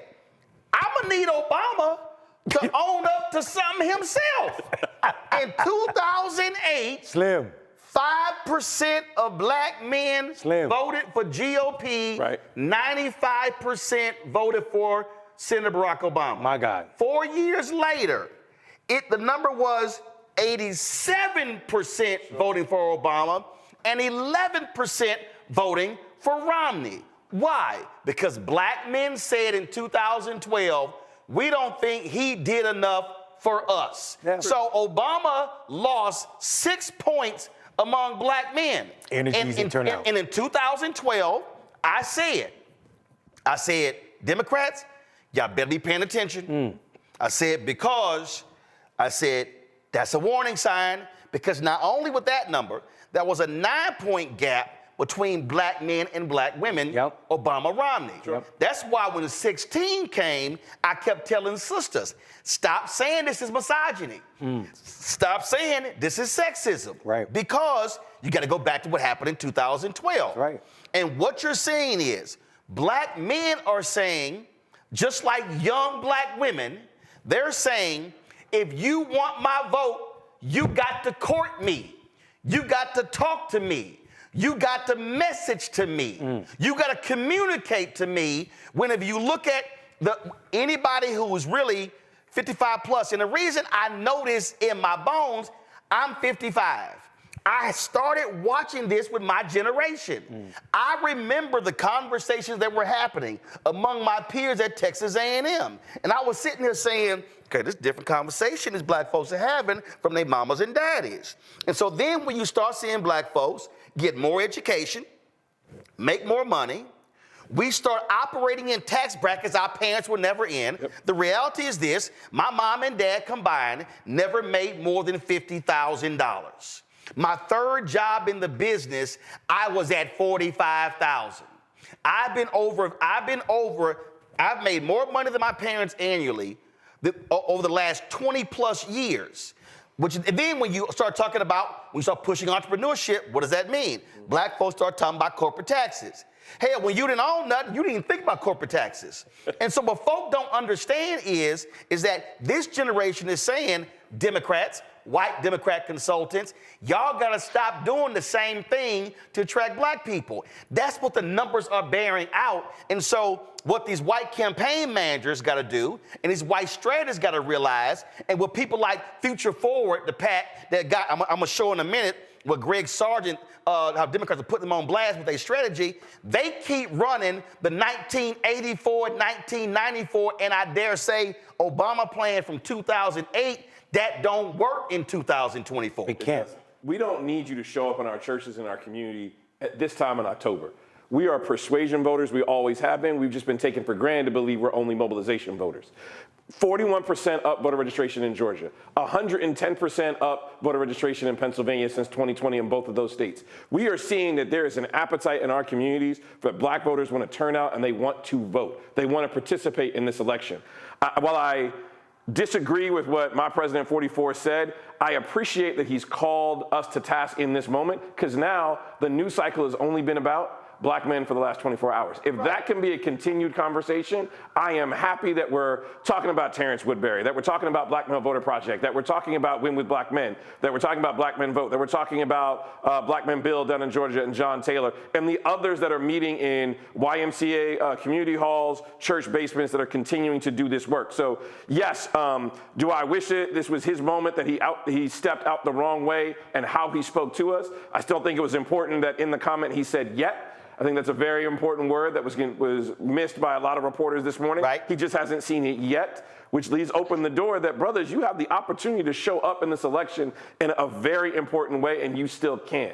So this is, as I'm fond of saying, this is a performance review that we can do right now. If I am having my amazing 7-year-old CEO, if she applies for a job later on in her life, and she has the resume of Vice President of the United States, former U.S. Senator, the Attorney General of the state, a district attorney, a partner, and other amazing things on her resume, and you compare it to somebody else that is a 34 convicted felon, I hope she gets that job over someone else. I am hoping that's what President 44 was trying to say, that brothers should not find an excuse to sit out this election and sit on their couch, that they should look at both resumes and make the best decision and the most informed decision that they think is going to be. Let me say something real quick. Do you remember during the interview, Michael, when I said we did that? Yeah. Okay. Yes. I need anybody black, and you can be non-black watching. But I want y'all to understand we did that. So I sent an email earlier, and I said to the White House, I know what y'all doing with the DOJ. I know, matter of fact, we got a couple of stories for all these people who keep talking about, again, we didn't get the George Floyd Justice Act. Those things didn't happen, and they absolutely correct. Don't think for a second that this Department of Justice still has not been doing the work. And unfortunately, what the White House has not done, the White House has not been amplifying this from the podium. And I have personally told Karine Jean-Pierre, why are y'all not sitting here talking about the amazing work of the Civil Rights Division of the Department of Justice? If y'all were doing that, folk would know what y'all talking about. So for instance, the Department of Justice filed a lawsuit against an Indiana city alleging discrimination in the hiring process for entry-level police officers at the South Bend, Indiana Police Department. The lawsuit explicitly accuses the city of South Bend of violating Title VII of the Civil Rights Act. I'm gonna go ahead and stand up. By using a written exam, it discriminates against black applicants, and a physical fitness test, it discriminates against female applicants. The DOJ's investigation found the department's written exam and physical fitness test did not meaningfully distinguish between applicants who can and cannot perform the position of entry-level police officer. Again, do y'all remember any of this happening when Donald Trump was president? How about this? In Georgia, a federal judge talked about he's not going to reopen the voter registration November's election despite disruptions. But guess what? The DOJ is suing Virginia for removing folks from the voting rolls. Yeah, that's actually happening. Let me also just remind y'all what's going on. So when I hit the White House, remember I said we did that? Go to my iPad. This is what I asked them. The lowest black unemployment rate on record. Lower than under Donald Trump, created 2.4 million jobs for black workers as of August 2024. Biden-Harris can say we did that. 400,000 black children lifted out of poverty by increased SNAP benefits through updating the Thrifty Food Plan and continuing to call on Congress to restore the full expanded child tax credit. Guess what? Which benefited and helped 600,000 black kids come out of poverty. Hashtag we did that. They grew black business ownership at the fastest rate in over 3 decades. We did that. When Vice President Kamala Harris went to Detroit, I was there, she talked about how of the black-owned businesses that went out of business during COVID, they have brought 45% of them back. That's called we did that. Go back to my iPad. Under Biden-Harris, they tripled the number of SBA-backed loans to black-owned businesses. We did that. Awarded a record $10 billion in federal contracts to black-owned small businesses in 2023. Hashtag we did that. Invested a record $16 billion in HBCUs. We did that. Secured a $900 increase to the maximum Pell Grant Award, the largest increase in the past 10 years. And anybody knows if you are a HBCU student or a black student at PWI, you likely got a Pell Grant. Approved the cancellation of almost $170 billion in student loan debt for nearly 5 million borrowers. And we know black people have a higher rate of student loan debt than anybody else. Hashtag we did that. Then I ain't done. Home appraisals. Yep. Rooted out racial bias in home appraisals and closed the black-white home valuation disparity gap by 40%. Why is that? Because you had black people who were owning homes, and you had white appraisals going in saying, "Oh no, your house is worth $300,000 when it was worth $500,000." And then the black folks tested them by taking all of the photos off the wall, the black art off the wall, removing the black DVDs, removing the black books and everything, and stripping all the blackness out. New appraisal comes in and appraises at $500,000. Why is that important? Because when you sell your house, you can sell it for $500,000 compared to $300,000, and now you can have a profit on that and now invest that. That did not exist. And y'all remember when I went on Patrick Bet-David's podcast, that right-winger out of Florida, he told me, yeah, I don't necessarily, that's anecdotal. No, that actually happened. Go back to my iPad. Under Secretary Marcia Fudge, reduced mortgage insurance premiums for FHA loans, saving 76,000 black households $900 a year. We did that. Cut costs for high-speed internet to 5.5 million black households with the Affordable Connectivity Program. We did that. Distributed $2.2 billion in financial assistance to over 43,000 farmers who experienced discrimination. Black folk, guess what? Biden-Harris, we did that. Led a historical economic recovery. Black wealth, even after adjusting for inflation, is up 60% relative to pre-pandemic levels, the largest increase on record. We did that. Go into health care. Talk about black enrollment for Affordable Care Act covered by 95%, over 1.7 million people since 2020. Lowered monthly premiums for health insurance. Capped insulin at $35 out of pocket. Made sickle cell disease the first focus of the new Centers for Medicare and Medicaid Services model. Expanded Medicaid postpartum coverage from 60 days to 12 months. Secured an additional $1.5 billion for Head Start. Delivered $1 billion to more than 40 states to increase the number of school-based mental health professionals. Signed 2 executive orders directing the federal government to address inequality. Protected Black history as an American history. Signed Juneteenth as a national holiday, and you damn right, being from Texas, that matters. Designated Springfield 1908 race riot and Emmett Till and Mamie Till Mobley national monuments. Signed the Emmett Till Anti-Lynching Act to classify lynching for the first time as a federal hate crime. And for all y'all silly-ass, Simple Simon son of a bitches who kept saying we ain't had no black hate crime bill, that's exactly what the hell that is, including the bill that dealt before with the burning of black churches, including the bill that dealt before with Matthew Shepard and the James Byrd Hate Crime Act. So all y'all folk who kept talking about, well, the Asians got a bill, it's amazing how y'all forget that, because now the Department of Justice can use the Emmett Till anti-lynching bill in certain cases when black folks have been harmed. I can keep going on and on and on. So what is required here is for the vice president and for Democrats to stop with all this other nonsense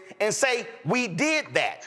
And so part of the problem here, and I'm gonna go around my panel for a final comment here, and I'm gonna start with you, Michael. The problem here is that a whole lot has been done.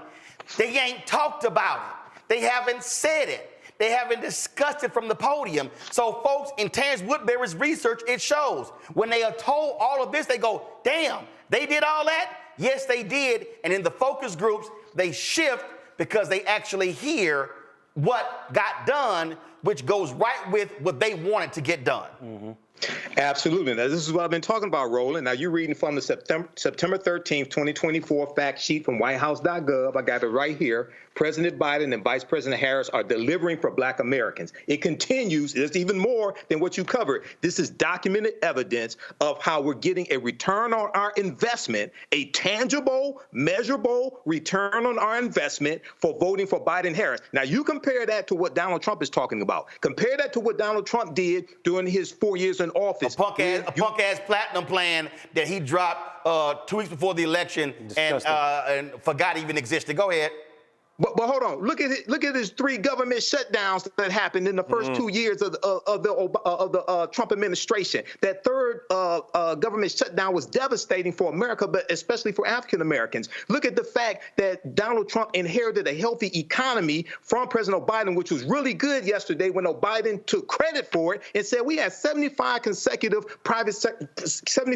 months of private sector job growth. Okay, that Donald Trump inherited 4.7% unemployment rate. Donald Trump squandered a healthy economy, and he left office with a negative creation rate of jobs. He lost 2.5 million jobs, the first president since Herbert Hoover to do that in 1929 during the Great Depression. So we have the evidence. They need to break this down into videos, TikTok, Instagram, things like this, and also African-American social media influencers need to do the same thing. Talk about policy, how this impacts you and your communities, and compare that to Donald Trump. Hey, Matt, I'm going to go right here. Go to my iPad, Matt. House Republicans refuse to join Democrats in denouncing white supremacy. Of course. Yes. Even after 10 black people were killed in Buffalo, you had Republicans who refused to vote for the Jamal Bowens bill, also dealing with calling out extremism. Let me be real clear, y'all. That's Democrats and Republicans in the House. Those are facts, Matt. Yeah, they are. And, I think what they need to do, Michael stole part of what I was going to say about TikTok. I think, people these days digest things in a lot smaller bites than sometimes we realize. And I think we kind of can get a little echo chambery sometimes when we talk about issues. So I think they need to make them as digestible as possible and as quick, in succession as possible, like that ad you ran a couple weeks ago where they put together all of Donald Trump's sound bites about, I think it was race and just all the horrible things he said into a 1-minute ad where you just see, soundbite after soundbite after soundbite. I think as good as all of these things are, sometimes they fall on deaf ears if they don't, 1, give context, and 2, put it into digestible form. So what I think they should do is like they do for the State of the Union, where they get one person who's been a beneficiary of that program or one person who's laudable in some respect and just have this person got $900 more on their Pell Grant. This person got this person got this, put a face to it. And then it shows people that there are measurable effects to these policies and they're not just out in the ether. But the more that they do that, the more that they combat what we've talked about on this show, that Atlantic article I've mentioned a few times where the economy is far better than people actually think it is. So part of it is suturing that gap between the rhetoric and the reality that I don't think they're always able to do effectively, but I think that turns into votes and then turns into a win. Khalil, this right here, go to my iPad. Senate Republicans blocked a bill that dealt with domestic terrorism. This was after the people were killed in Buffalo, 10 black people. Right. Okay, it failed in the Senate 47-47, but check this out. I need everybody to understand, because this ain't about, again, caping for Democrats, it's stating facts. It passed the House 222 to 203. One Republican, Adam Kinzinger, voted for the bill. Every single Republican voted against the Domestic Terrorism Prevention Act, which would have required federal law enforcement agencies to regularly evaluate and take steps to address the threats posed by white supremacists and other violent domestic extremists. And here's what we know from FBI Director Christopher Wray. What did he say? The greatest domestic threat in America today is white domestic terrorism. So I do want to stay on that point, but I don't want to forget that this is not about Democrats and Republicans of who you decide to vote for. It's about policy. About policy. FEMA, right now in Florida, Georgia, North Carolina, how many Republicans didn't vote for FEMA relief to go out? How the Speaker of the House is delaying that vote until after the election. This is having disastrous real-time effects on people when we have this level of partisanship and we can't get behind it. I also want to make sure brothers don't get hoodwinked or bamboozled by this conversation and don't believe that just because President Trump pardoned or commuted some sentences in his day, whether it had Kanye or whomever sitting next to his side, don't believe that that was policy that was a benefit for our community. I'm happy that those who got a chance to get back to their families are great, but underneath the Obama administration, we saw close to, 12 to 1,700 pardons that happened. I think it was 143. I may be off on those numbers so I can get fact-checked underneath the Trump administration. These are, again, it's not about party, it's about facts. It's about you taking back to your community trusted information that you can be a trusted resource. So as people leave this conversation tonight, that we leave the Black Star Network, go back to your communities. Don't be misogynistic, not that you were in the beginning. So again, not taking on President Obama's mantle. You sound like him. Don't let that be an excuse, and I hope that's what he was meaning when he was trying to say. I mean, I'm a big fan of the West Wing, so hopefully this was his red light moment. If those remember the show back in the day, he knew what he was saying to spark a conversation in our community. And I'm happy we got brothers on here tonight. We're going to continue this into the weekend, into next week. But here's the thing that I need our people to get, Mondale. Again, this is not about, oh, you riding for a party. It's about there were policies that black people said we want. There were policies that were promised. And for all the tangible crowd, I want them to deny these things actually happen. No, these things actually happen. Now, there are brothers and sisters out there who say, well, I didn't see it, I didn't feel it. I heard people say, well, I ain't getting no student loan that was decreased. But guess what? Every time I put this on my social media page, somebody go, I did. So you may not have gotten a relief, but be happy that somebody got relief, and it's $170 billion, and they tried to get rid of all student loan debt relief, but it was a conservative Supreme Court that said no. So if your ass did not vote in 2016 for Hillary Clinton, or you sat on the couch and you ain't vote for nobody, you also got to own this because Trump got 3 Supreme Court justices. So folks need to step up and deal with reality of what's going on. And now ask yourself the question, what is Donald Trump promising to deliver? What is Vice President Kamala Harris promising to deliver? And what are the Republicans in the House and the Senate promising to deliver? And what we do know, I don't care what Trump says or how often he lies, Project 2025 is absolutely the full-scale agenda of the right if Trump wins the White House and they control the House and or the Senate. Listen, I mean, anybody that don't believe that the Heritage Foundation will be in charge of policy for Trump did not. Like the Federalist Society was in charge of the federal judges. Absolutely, and every judge he appointed came from the Federalist Society. So if you don't know what that is, these are the most conservative folk in law, and they are absolutists when it comes to being anti-black. Let me just say a couple things, because a couple things can be true and are true in this space, right?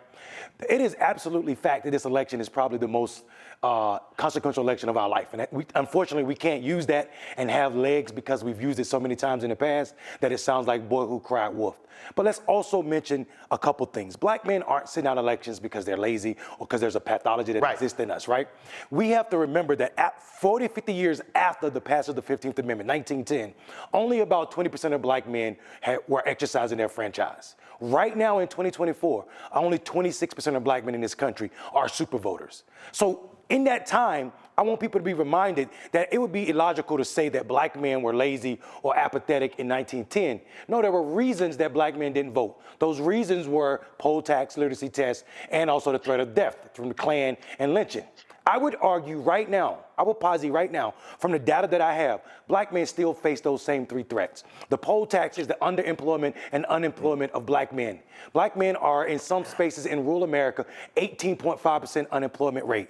The literacy test comes in the form of them underfunding or not funding public schools, taking out books, rejecting DEI, and also also the over expelling and suspending of black boys from school and putting them as special needs when that's not the case. Then the death of threat might not be Klan without their uniform, but it's damn sure political actors in the form of police officers. So when you consider this, and you also consider that, couple that with the fact that we know election cycle after election cycle, the way you increase someone's likelihood of participating in an election is spending resources on what they feel like culturally competent program that's not transactional. We don't see that. And that was my pushback on us being in the media. We're being in the media is creating stories like Leland.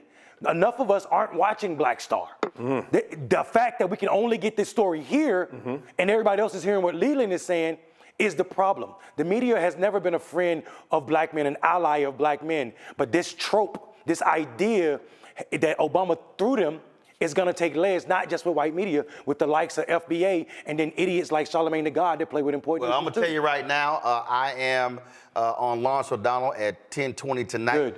I'm on Good Morning America tomorrow. And so we're going to hit this as hard as possible. And so, gentlemen, I really appreciate it. Thanks a bunch. Folks, you know what? I was going to go to a break. I'm not. A Stanford University professor says she can, actually, y'all stay right here. A Stanford University professor says she can tell within the first 27 seconds of a routine traffic stop whether the encounter is going to escalate. In a groundbreaking study, Professor Jennifer Eberhardt found that the first 45 words spoken by police officers during traffic stops can predict with over 70% accuracy whether the encounter will escalate. She joins us now from Stanford, California. Doc, glad to have you here. Talk about this, what you call this linguistic signature. So yes, that linguistic signature has two elements to it. One is that the officer begins the stop with an order, and the second is that the officer does not provide the reason for the stop. And when you have both of those together, it's highly predictive of an escalated outcome. And that means that the driver is going to end up handcuffed, searched, or arrested. I can tell you, I've had to report and cover so many of these stories, and when we play the video, we can tell by the tone, we can tell by how they walk up, hand already on the gun, what's going to go down, and that's why so many routine traffic stops end up leading to somebody being shot or killed. It's right. We've also done studies looking at tone of voice of officer, and we also have found that the tone of voice, when it's directed at black drivers, is seen as significantly less respectful than the tone directed at white drivers. And we find that this is the case with, regardless of the listener's race, right? So both black and white listeners, they hear the tone as less respectful when it's directed at a black driver. And it affects not only how they see that officer, it affects how they see the entire department where that officer is drawn from. And we're not talking just white cops. We're talking the same thing with black cops. So what the blue teaches, it teaches, when you see black, gird yourself.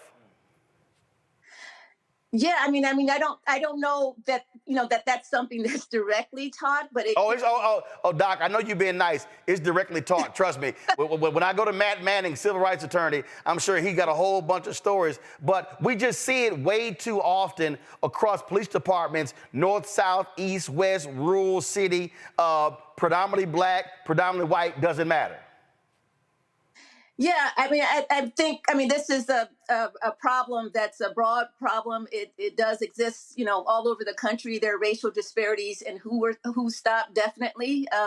And what we're trying to do is to take routine stops and look at those stops and trying to use systematic, data analysis of those stops so that we can understand not only which stops escalate, but also which stops are, less respectful or more respectful. We're trying to also understand how we can not only better evaluate the interactions themselves, but to change those interactions, to intervene on those interactions.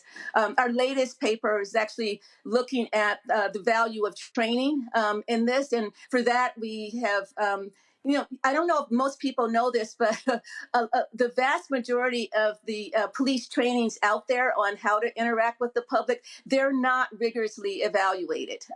If they're evaluated at all, it's did you like the training? So that's where we are there. And so what we're trying to do is to leverage body-worn camera footage so that we can evaluate trainings. We can evaluate how officers are speaking to people before that training, how those interactions go, and we compare that to how the interactions go after the training. And we have a paper that just came out weeks ago showing that post-training officers are significantly more likely to explicitly state the reason for the stop to Black drivers.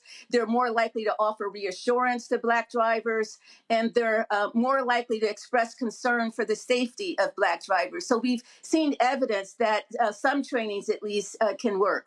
Questions from the panel here. Matt Manning, you're first.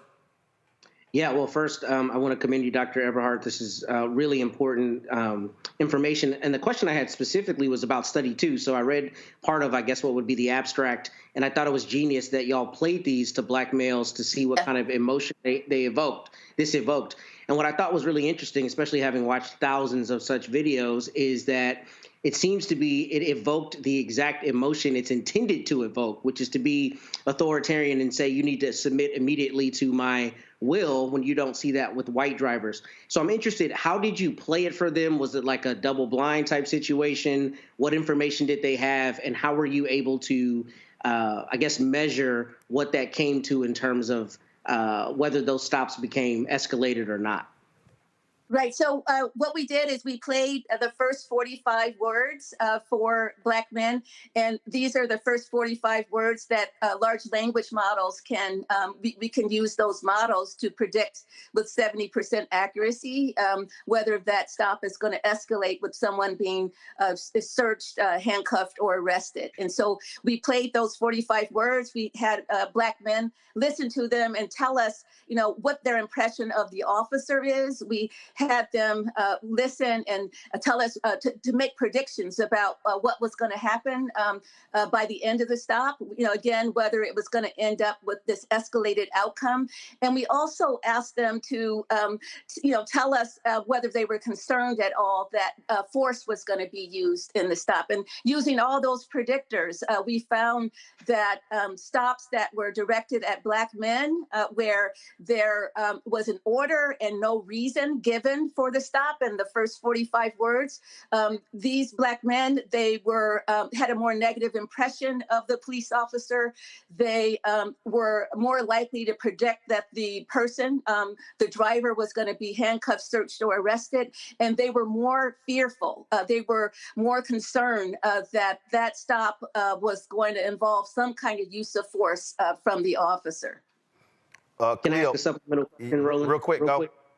So how granular did you get with the results? Did you have the Black men identify whether they thought the officer, him or herself, was Black? Did you have the percentage of those officers and their race in terms of whether their respective interaction escalated? Yeah, so we know from previous studies that the race of the officer doesn't really matter. So we're seeing this with both Black, officers and white officers, for example. We asked Black men, so it was basically, how do you perceive the officer? What are you predicting about what is going to happen with the stop? And then, are you worried that the stop is going to end with the use of force? And so those were the three categories of, measures that we used for that. Khalil? Dr. Everhart, again, thank you for your study. I was just actually watching last week tonight with John Oliver, where he actually brought this exact topic up and was really excited to hear you bring this study up. I was curious, did you also cross-reference any variables about the timing of when this happened? So did the officer follow someone for, more than 5 minutes, 10 minutes? The time of year, was it at the end of a fiscal quarter that they were doing this to just stack their sheet and get more stops in there? And then what were the other variables you thought that could cross-reference this? And I'm sorry, the last one was, how often were they trailing a particular individual to see, and they started using this language? We're just curious about the other variables you saw. Yeah, so we didn't have information about what the officer was doing before the stop. We do know why the officer stopped the person. We do know, what the outcome of the stop was. We do know what area the stop was in, like what neighborhood, whether it was in a high crime area or not, whether it was in an area, where there were more Black people or not. And we found, so looking across all these different variables, we controlled for all of those variables, and we still got the results that we got, where, we could use these large language models or even, Black men themselves to tell us whether that stop was going to escalate or not. And that was the two variables there were whether the officer, whether whether the officer, issued an order or and didn't say the reason for the stop. So those were the two things. We had other studies that we've conducted where we've looked at this issue of respect, and we found that officers, they generally, even when they're behaving professionally, they speak to Black drivers with less respect than white drivers. And this is, we've looked at this over almost like nearly 1,000 stops, and we're finding systematic differences just in, how people are treated. And these are stops, again, that don't, involve force. They don't end in force. They don't, many of them, they don't end in complaints either. So it's something that I feel like we're missing in all of this as we look at these cases where, there are critical incidents where someone is shot and killed. We want to look at those, certainly, but we also want to broaden the spectrum. So we're looking at cases where, there is no use of force, even no one's killed even, and those routine traffic stops, what we're looking at, you can see evidence, for racial disparities in how people are treated. Michael, I got about 2.5 minutes. So Michael and Wendell, quick questions, quick answers. Go. Professor Eberhard, have you looked at the role that negative depictions of African Americans, especially African American men, in the media has on how they are perceived by police officers? There was a study that came out a few years ago. ThinkProgress.org has an article on it, how news outlets convince you that most criminals are Black, and it deals with how African Americans are disproportionately make up the perpetrators of violence in local news stories. Yeah, I have not myself looked at local news stories, but I've been, conducting research on this issue for decades now. And so I have a lot of studies showing that there's a strong connection or a strong association between Blackness and crime. And we can see that, across many different studies and across time. So, there's a lot of evidence that Black people, Black men in particular, are associated with crime. And those associations, can matter for how they're treated. Wendell. Yeah, Doc, thank you so much for seeing Black men in this study. Tell us that you do. It means a whole lot for people like me that are concerned with Black men. I want to ask you a question about epigenetic triggers. So we know that trauma through our RNA, the envelope that keeps the DNA, our trauma that's passed on to us from people that lived in our families before we were even born can tell us certain things. So I want to know if you take this linguistic signatures and have they seen it or have you all looked at it or used it as a key to see how it triggers Black men and what effect it has or long-term effect it has on our psyche and well-being? Yeah, I have a colleague right now at the University of Michigan, Nick Camp, who is looking at physiological responses, by Black men to being in these situations. So he'll, play, a stop for someone with the officer speaking to the driver. And we're trying to get physiological measures on how Black men in particular are responding to this. So there's not a lot of research on that issue right now, but we're moving in that direction. Excellent. All right. Dr. Eberhard, where can people go to read all about your research? So I am a director of a center at Stanford University called Stanford Spark. So that would be a place to go. Go to our website to see all. We produced a number of papers across over a decade on this now. So all of those papers would be up there. And last question, has any of these mainstream news organizations booked you to do their shows yet? They have in the past.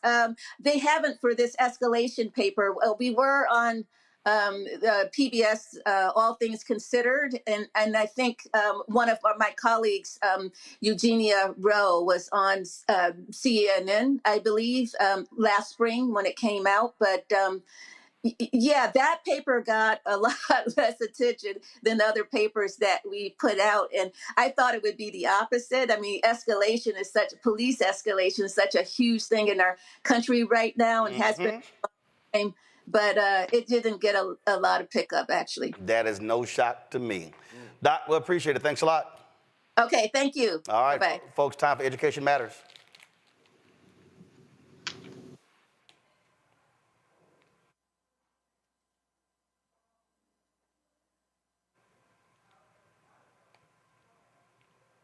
All right, folks. So actually, just it. Let's go to break. We'll come back with Education Matters back in a moment. Kamala Harris has never backed down from a challenge. She put cartel members and drug traffickers behind bars, and she will secure our border. Here's her plan. Hire thousands more border agents, enforce the law and step up technology, and stop fentanyl smuggling and human trafficking. We need a leader with a real plan to fix the border, and that's Kamala Harris. I'm Kamala Harris, and I approve this message. The overturning of Roe almost killed me. I had a blood clot in my uterus that caused my labor to have to be induced because of the overturn of Roe v. Wade. I wasn't able to get life-saving treatment sooner. I almost died. And that's because of the decision that Donald Trump made. I was able to get Roe v. Wade terminated, and I'm proud to have done it. The doctors and nurses were afraid that if they treated me in the incorrect way, that they would be prosecuted for that. And that's appalling. Donald Trump says that women should be punished. Do you believe in punishment for abortion? There has to be some form of punishment. For the woman? Yeah. I believe that women should have reproductive freedom to make the choices about their own bodies. 4 more years of Donald Trump means that women's rights will continue to be taken away one by one by one by one. This has to stop because women are dying. I'm Kamala Harris, and I approve this message. Here's a 78-year-old billionaire who has not stopped whining about his problems. Oh, she had a big crowd. Oh, the crowd. This weird obsession with crowd sizes. It just goes on and on and on.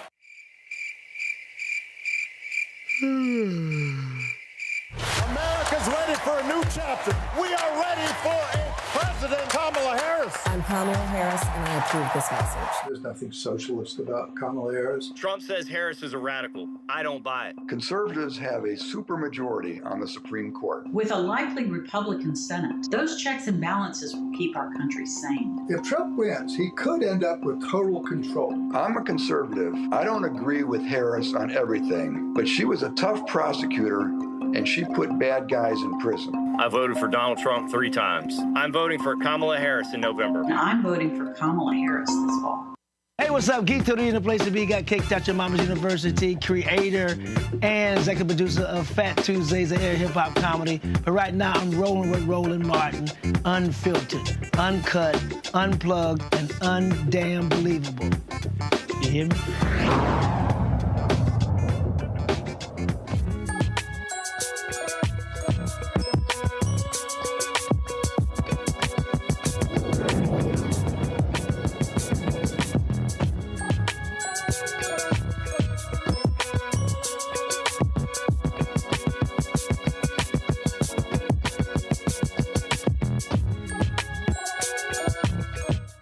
Khalil was about to leave, so this is his daughter, Olivia. How you doing? Hello. You good? Yes. Yeah, she was actually trying to get on TV.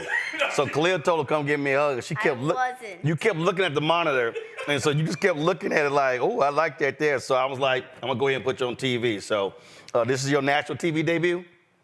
Say bye. Say you still looking. All right, Doc. All right, y'all. Black students in urban and poor countries continue to be in a state of educational crisis. The lack of resources, overcrowding, racial achievement gap, and policies that fail to deliver substantive opportunities are hurting our kids. These deficits became more apparent after of the COVID pandemic when substantial achievement gaps continued to widen. And so joining me right now, Dr. Steve Perry. He's the founder of Capital Preparatory Schools from West Haven, Connecticut. And from Houston, J. Artis Wright, the executive director of Freedom Coalition for Charter Schools. I mean, first, Steve, let's talk about, again, what that data showed. I mean, COVID, first of all, what COVID did was COVID absolutely exposed haves and have-nots. I remember it. I ran into her when I was in Alabama State. It was a white woman who was on the school board, and I had her on the show, and they had to convert school buses to be mobile Wi-Fi units. And all these folks who just assume, oh, kids can go to school on laptops and iPads, then begin to realize who didn't have internet, who didn't have computers, who didn't have laptops, who didn't have stable, learning situations at home.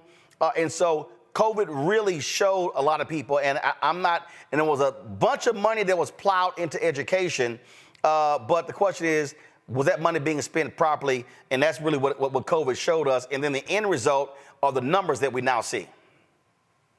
So thank you, Roland, for continuing to fight on the behalf of our children. You are among the only who uses his airwaves to make sure that people understand that Black children are being badly hurt by a system that was never designed to support them.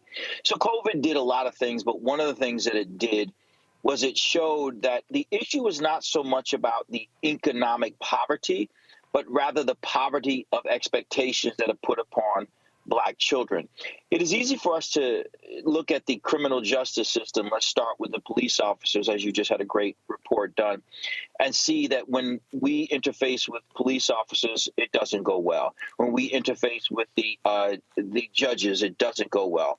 And then we can look into other parts of the public sector in making our way all the way over to hospitals and find out that Black women don't receive as much pain medication as others. So we can see across the board, all the way to, you mentioned earlier, about how Black people were not receiving loans at the same rate. So we can see, generally speaking, that African Americans, when we interface with the larger society, are treated poorly.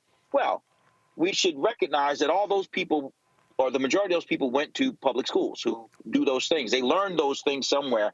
And what we see is African Americans are not seen as viable academic entities. We are not poured into, our children are not poured into with the same expectations as other communities' children are. It's not about money, because if it were money, the best place to send children would be to prison.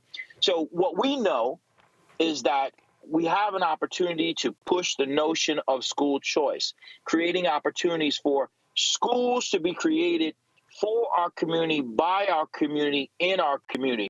For instance, it was recently reported by CNN that only 1.3% of all public school teachers are Black men. However, the majority of the Black people who have started charter schools are Black men. So how is it that we're able to find a place in this space of public education, but not in the place of the traditional neighborhood? And that is because it was not designed for us. It is not designed to support our children. It's not designed to hire us as professionals. It's not designed to pull us in.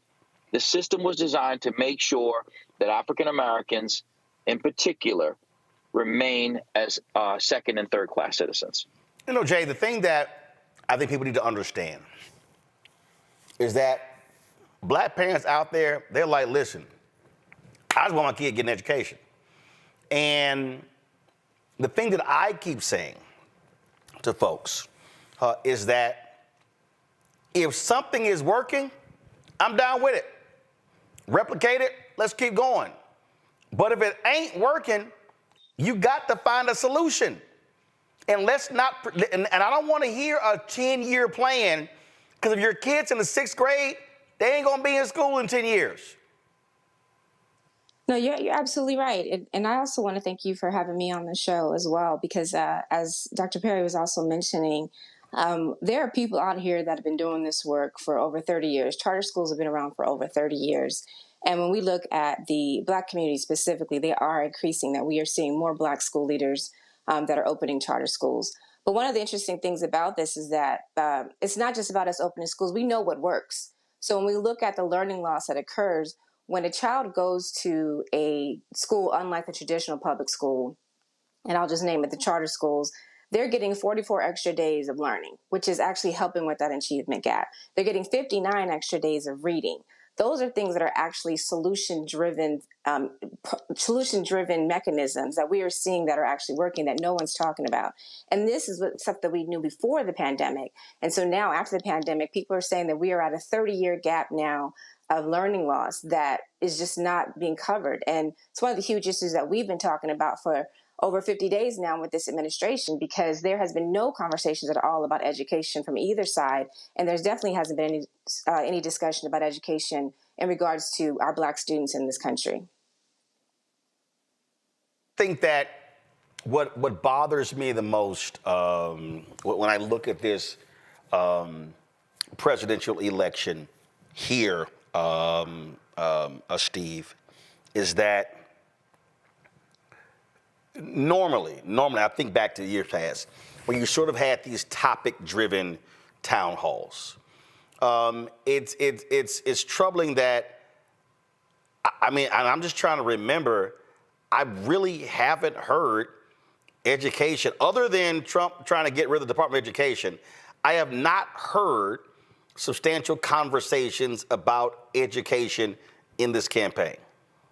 It's frightening because when you think about it, in most communities, your public school system is the largest employer. Forget about it from the perspective of what it's supposed to do, which is to teach children to read, write, and compute. But the largest expenditure in most communities is on your public education. And the fact that the people who are running for president and vice president, all of whom have sent their children to private schools, children or stepchildren, and or went to private schools themselves, who've exercised school choice in one way or another, are not even giving this conversation a head fake. And I know Jay can talk about this in a moment, but you, Roland, found, I want to say at least 8 years ago, that Black people in particular, as voters, are very, very comfortable with school choice and in many cases become single issue voters. In fact, there was a gubernatorial election in Florida where a brother was not elected. One could argue because, in fact, he did not capture the vote of the school choice. Yeah, Andrew Gillum, he lost by 30,000 votes, and 18% of Black women voted for Governor Ron DeSantis, and Black women hate Republicans more than anybody else. Same thing happened in Arizona when Black mothers organized to support a Republican, making Doug Ducey giving him a return to the gubernatorialship. So if for no other reason than to just win the election, somebody might want to take a look at all of these parents who wake up every single day, put their children in uniforms, and in most cases put their children in cars because they don't have bus transportation to most charter and choice schools. So they're driving them or putting them on trains or in buses that are public buses. Or in some cases, and Roland, you know this as well as anyone, they're doing what I refer to as the Underground Railroad, which is they're sending their children to their aunt's house so that they can claim that address to have what is now illegal school choice. Black parents in particular are the most likely to engage in school choice in all of its forms. And to think that not a single candidate has even mentioned it. In fact, Vice President Harris's only communication about public education is it as an employment opportunity. It's a union conversation for her, not about children or parents. Questions from my panel. I'll start with you, Michael. All right, either one can answer this. So my mother taught in Detroit Public Schools for 47 years. And what I wanted to know is about when children are off during that summer, that 2.5 months, a lot of children lose ground in their skills, math, things like that. What are some tips you can give parents to books to read, activities for the children to do during the summer so they don't start that next school year already behind? It's a great point. In fact, African-American children can lose as much as 4 months over the summer.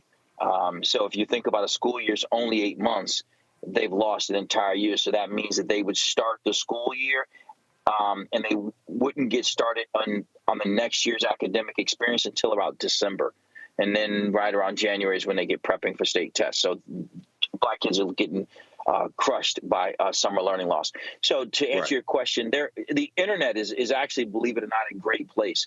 There are a lot of tools that you can go to on the internet to provide children with opportunities. There is adaptive software that's free that you can just go and do math facts and reading facts, and in Khan Academy is free. It's a fantastic opportunity for families to get up there. You know, my kids, we used to take them to Staples and buy just these little books, and they would say grade 3, and we would go through, and it was a workbook, and it was super fun to do. Both of them have done relatively well. And then our kids in the schools, we encourage them to do the same thing. The other thing we can do, brother, is to push our school districts to make summer school not something that is for children who failed, but in fact a precursor. When you look at parents who have resources, one of the things that they do is they pay to put their kids in academic programming. Johns Hopkins, for instance, has some fantastic summer programming, but you got to have some bread to get into that program. Yeah, and if I could just add to that, I was going to add to that there's so much that you can do just as a parent too. Like I saw a billboard a couple of years ago that talked about if you read to your child for 30 minutes a night, that has an opportunity to advance their learning. And it's real. I have 3 children. 2 of them are still in grade school. One's in 6th grade and one is in 8th grade, but all through their learning since even at 3 years old, even at night when I got home, if I didn't read to them myself, I had a book that had an audio tape that was allowing them to read. But there's tons of things. We use bedtime math in my house because my daughters are really into science and math. And it is a series of books that talk about math from a liberal arts perspective. Another good thing for parents to do is to, post them up in Barnes & Noble in the summertime. If you don't have a summer camp, you can't go to summer camp. There's so many programs out there at your local library that do reading in the morning, and there's so many activities. And the last thing I'll say a lot for busy parents is don't take for granted your phone. Put a lot of apps on your phone. So my kids have Duolingo on their phone. They've got iMath. And I make it a point to say, before you look at anything else, this is what you're going to look at. But I wanted to go back 1 second because I thought I was going to have an opportunity to comment. Roland, you mentioned about what happened in Florida. That was a single issue. Black women got DeSantis elected because of how he felt about education. And that's something that we're still trying to savor right now about where we are with this current candidates and how we feel about the fact that they're not paying attention to education. A single site issue like education is huge, and we should be paying attention to it. It should be something that we're talking about and that we're hearing from people, because in our communities, we know that that's an issue that we consider a top priority. So I just wanted to make sure I had that comment in there before we went on. No, not a problem. Matt, your question. Yeah, thanks to both of you for the work you're doing and for being on the show. And I have a question that I'll probably ask inartfully, but I don't know much about education policy. One of my concerns with charter schools is it just seems like you're incentivizing basically a vacuum being created where you're pulling students out of certain communities, putting them in the charter schools, and it only serves a small percentage of the community, and then the rest of the kids who are in public schools are still being underserved. So if you could enlighten me, one, what would be the aggregate effect for the Black community if we had more charter schools as compared to public schools, number one? And number two, how do you make sure there's equity? Because I know a lot of these schools can be very selective. So even if they're providing a very good program, it seems like there's not enough of an aggregate benefit to not put the emphasis more so on public schools. And maybe that's my naivete. So if you could enlighten me, I'd appreciate it. So before wait. Before Steve and Jay answer that, I want to speak to that first, because I'm going to use my experience. I'm a product of Houston public schools. I've never gone to a private school. I went to Clinton Park Elementary School, traditional public school. I then transferred to Pleasantville Elementary School that had what we call regular school, and they had a Vanguard program.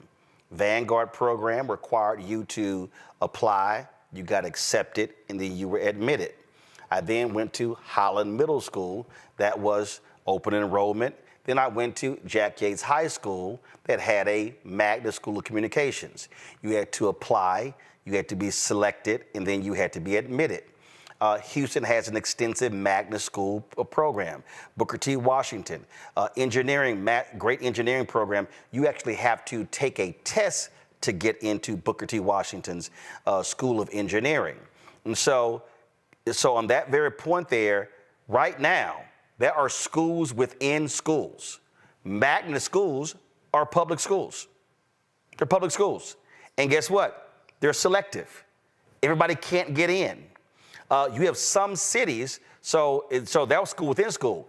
In Chicago, you have whole schools that are specialized schools.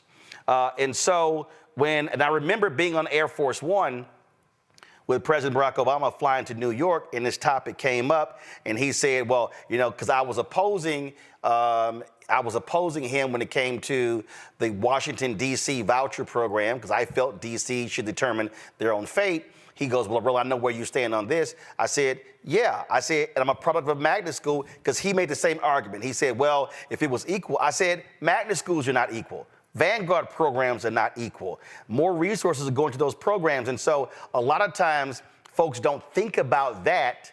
And those programs have been around since the early 70s, because in the case of Houston, they were created to deal with integration. So you've had magnet schools in traditional public schools since the early 70s, and most people have no problem with magnet schools, but they literally are more selective than most public charters. Now, Steve, you can answer. Let me jump in here. I'm sorry, Steve or Jay, one of y'all can answer. Go ahead. I just want to jump in really fast, because as a parent, there's this misconception about, you mentioned, brother, pulling our kids out of schools. I pulled my kid out of the public school. The parents are the ones making the choice of taking their kids out of school, which I think is a valid point to notice. No one's pulling a child out of any type of school that they don't feel like, they're pulling them out of schools that they feel like are not serving their kids because they want something better. And so when we talk about school choice, it's not just talking about it from the sense of a voucher where you're going and somehow getting a kid, or even going to a magnet school. The first thing we got to remember is that the parents are making choices to get their children into better systems, and they should have as many options at their fingertips as possible. No, there's no victim plan here. Like if your child is not doing well in school, they should have the power to be able to pull them out and take them somewhere else. But it's the parents' choice is what we should be talking about. So, brother, let me thank you for your question, because it represents an area of opportunity for us within the charter school space to educate the larger community. First, what Roland talked about are selective schools. And it's easy to think that because charter schools have a lottery, that there's a selectivity to it. There is no selectivity. The reason why our children's seats are limited is because the teachers' unions and the government officials who they literally own limit the amount of seats that we can have. We do not limit our own seats. They do. So if they were to decide that every single, they could take a different policy, They could say, instead of having the policy that says if there are 2 children who apply for 1 seat, you have to have a lottery, they could say if there are 2 children who apply for 1 seat, you have to open up another seat. That's not the charter schools making that decision. That is the government officials who want to keep union schools as the only method of free public education.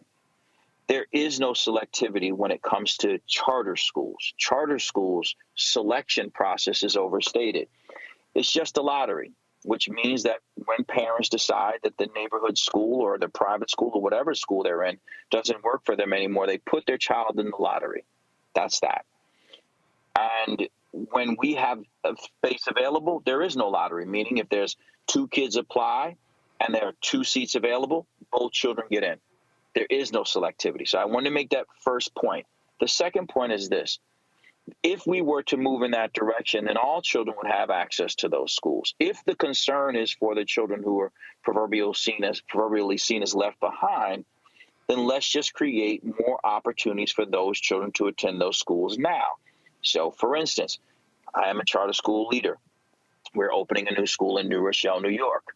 1,700 teachers union employees and staff and people that they pulled together said that they were against the school, despite the fact that African American children, only 25% of the African American children in that community can read at grade level, while almost 75% of the white kids can.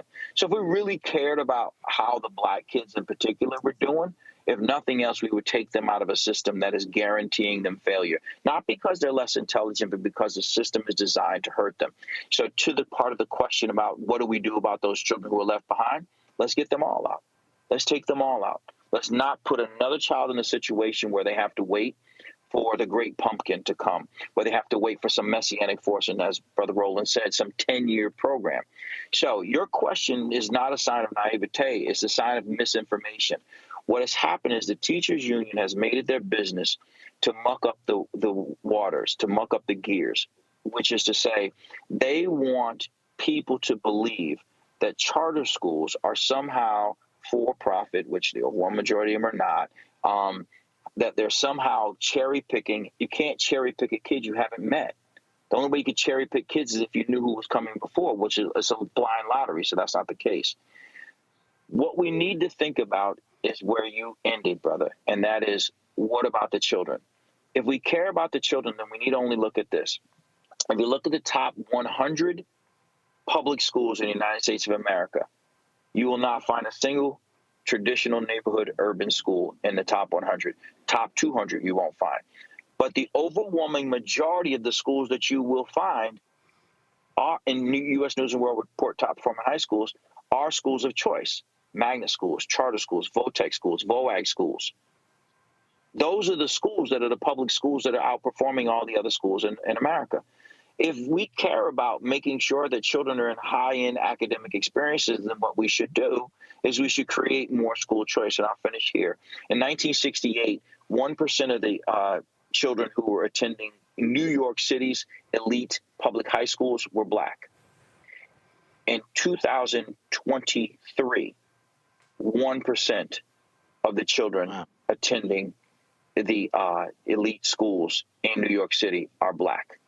I don't want to leave any more kids in that system. I'm good. Y'all destroyed enough communities and destroyed enough children. I don't want them to have any more chances at that. Let's figure something else out, and fast. I'll make this last point on this topic here, and the reason why I do think it's important, because Howard Fuller, who is former superintendent at Milwaukee Public Schools, former founder of Bayo, and also an advocate of parental choice, he makes this point all the time, that what we have is an education delivery system. The problem is we pretty much only have one delivery system.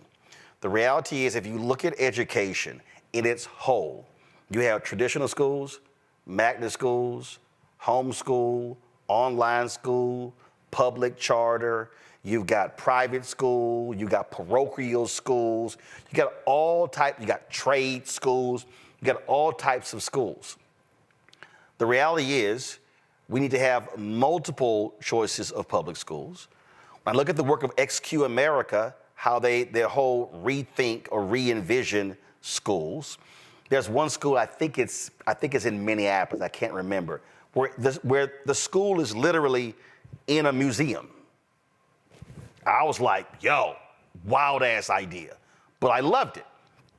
The reason I'm saying this is because the problem, and I'm gonna find this brother's video because, and I'm gonna close it out with this, because the problem that we have now, and this is really the problem that we have, is that our schools today are literally based upon an Andrew Carnegie model that is more than 100 years old. If people really step back and study the American school system, the whole idea of the big box, kids sitting at desk, is an industrial thought process. And the hardest thing that we've been dealing with, I would say, the last 30 some odd years, because you deal with how it started, and then you go through Jim Crow, and then you go through what happened with black schools and funding and all sort of stuff like that, then immigration and all of that, is that the struggle with education in this country is that it is illogical to think there is a one size to fit all. It's just illogical. It doesn't happen in any industry in this country. And unfortunately, that's what we're seeing. And what gets stifled is innovation, is different thinking. And I just simply, and the main reason why I, again, support school choice is the black choice. It's because if I was not able to attend a magnet school of communications, then I would have not gone to Texas A&M and would have been 4 years ahead of the seniors there. And then if I didn't have that, when I got to my senior year in college, I was way ahead of all of my peers who I was graduating with because of the magnet school. So imagine if I just went to a traditional school where they just had regular courses and you took math and English and social studies and science and PE, as opposed to having a magnet school. So my whole deal is my experience as a student going to a Vanguard Elementary School and a magnet school of communications said to me, I absolutely am down with public charter schools, because if black people can control the curriculum, the hiring of teachers, the giving out of contracts, if we can control it from top to bottom, oh, hell yes. Because even though we have majority black cities, we don't control the school district in Detroit. We don't control the school district in DC. We don't control the school district in Prince George's County. We don't, because we also don't control the contracts. And if you actually want to know who controls school districts, it's those with the money. And that's where we get the short end of the stick. Final comment, Jay. Final comment, Steve. Jay, go. Well, one thing I want to note is that Dr. Howard Fuller is one of the co-founders of the Freedom Coalition for Charter Schools, which is an organization that specifically advocates for the expansion and growth of more Black and Latino schools across the country. We are in 10 regions across this country, and the reason why we are growing and expanding is because we are taking Black and Latino students and their outcomes from what you just named. We are graduating them at higher rates. There are lower rates of suspension, and the work is being done, and it's being done well. And so we need to see that replicated quickly, because there's a sense of urgency specifically for our Black students. So that's kind of my final thought. I'll hand it over to Dr. Perry. Steve? Thank you so much. Janelle mentioned that the Freedom Coalition is co-founded by Howard Fuller. And it's important to note that we recently did some research and found that in the state of Pennsylvania, there are approximately 130,000 children participating in school choice, public school choice. That number is greater than the distance between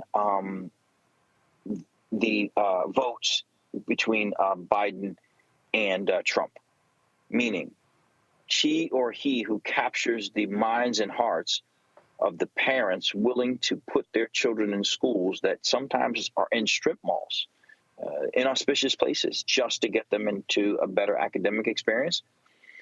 She or he who captures that group's attention could win the swing states like Pennsylvania, like Michigan, and like Ohio, all places where school choice is a very big deal among African American, Latin, and white families.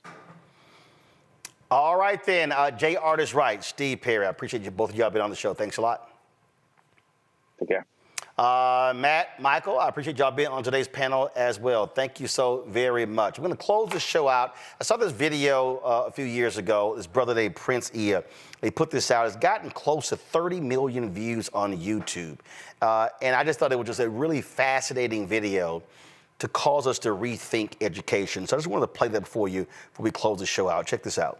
Albert Einstein once said, "Everybody's a genius. But if you judge a fish by its ability to climb a tree, it will live its whole life believing that it is stupid." Ladies and gentlemen of the jury, today on trial we have modern day schooling. Glad you could come. Not only does he make fish climb trees, but also makes them climb down and do a 10-mile run. Tell me, school, are you proud of the things you've done? Turning millions of people into robots, do you find that Fun? Do you realize how many kids relate to that fish swimming upstream in class, never finding their gifts, thinking they are stupid, believing they are useless? Well, the time has come, no more excuses. I call school to the stand and accuse him of killing creativity, individuality, and being intellectually abusive. He's an ancient institution that has outlived his usage. So, Your Honor, this concludes my opening statement, and if I may present the evidence of my case, I will prove it. Proceed. Exhibit A. Here's a modern-day phone. Recognize it? Here's a phone from 150 years ago. Big difference, right? Stay with me. Here's a car from today, and here's a car from 150 years ago. Big difference, right? Well, get this. Here's a classroom of today, and here's a class we used 150 years ago. Now, ain't that a shame? In literally more than a century, nothing has changed. Yet you claim to prepare students for the future? But with evidence like that, I must ask, do you prepare students for the future or the past? I did a background check on you and let the record show that you were made to train people to work in factories, which explains why you put students in straight rows, nice and neat, tell them sit still, raise your hand if you want to speak, give them a short break to eat, and for 8 hours a day, tell them what to think. Oh, and make them compete to get an A letter which determines product quality, hence grade A of meat. I get it. Back then, times were different. We all have a past. I myself am no Gandhi. But today, we don't need to make robot zombies. The world has progressed, and now we need people who think creatively, innovatively, critically, independently, with the ability to connect. See, every scientist will tell you that no two brains are the same, and every parent with 2 or more children will confirm that claim.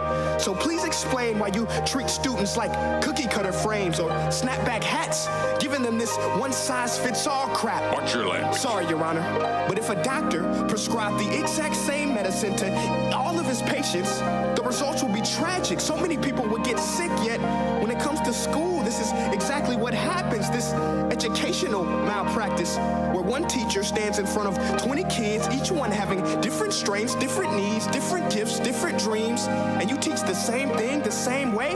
That's horrific. Ladies and gentlemen, the defendant should not be acquitted. This may be one of the worst criminal offenses ever to be committed. And let's mention the way you treat your employees. Objection. Overruled. I want to hear this. It's a shame. I mean, teachers have the most important job on the planet, yet they're underpaid. No wonder so many students are short-changed. Let's be honest. Teachers should earn just as much as doctors, because a doctor can do heart surgery and save the life of a kid. But a great teacher can reach the heart of that kid and allow him to truly live. See, teachers are heroes that often get blamed, but they're not the problem. They work in a system without many options or rights. Curriculums are created by policymakers, most of which have never taught a day in their life. Just obsessed with standardized tests. They think bubbling in a multiple choice question will determine success. That's outlandish.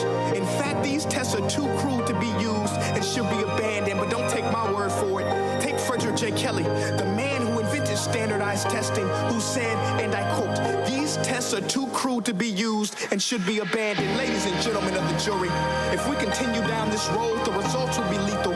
I don't have much faith in school, but I do have faith in people. And if we can customize healthcare, cars, and Facebook pages, then it is our duty to do the same for education, to upgrade it, change it, do away with school spirit, because that's useless unless we're working to bring the spirit out of each and every student. That should be our task. No more Common Core. Instead, let's reach the core of every heart in every class. Sure, math is important, but no more than art or dance. Let's give every gift an equal chance. I know this sounds like a dream, but countries like Finland are doing impressive things. They have shorter school days. Teachers make a decent wage. Homework is non-existent, and they focus on collaboration instead of competition. But here's the kicker, boys and girls. Their educational system outperforms every other country in the world. Other places like Singapore are succeeding rapidly. Schools like Montessori, programs like Khan Academy, there is no single solution. But let's get moving, because while students may be 20% of our population, they are 100% of our future. So let's attend to their dreams, and there's no telling what we can achieve. This is a world in which I believe, a world where fish are no longer forced to climb trees. I'll rest my case.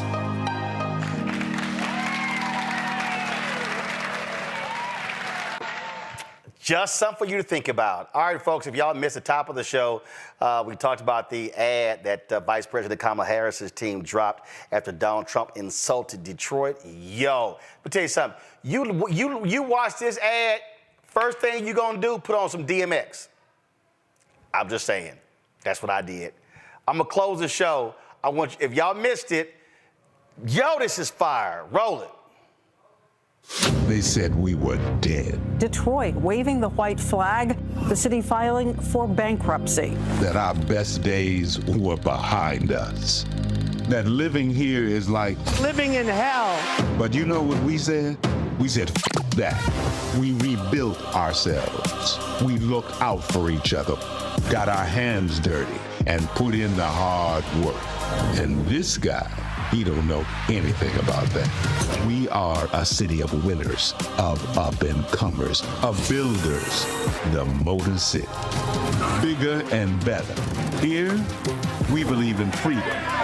We don't bow down to nobody, and we never will. And so what Donald Trump doesn't understand, or care to learn, is that when he said our whole country will end up being like Detroit if she's your president, that he should be so goddamn lucky.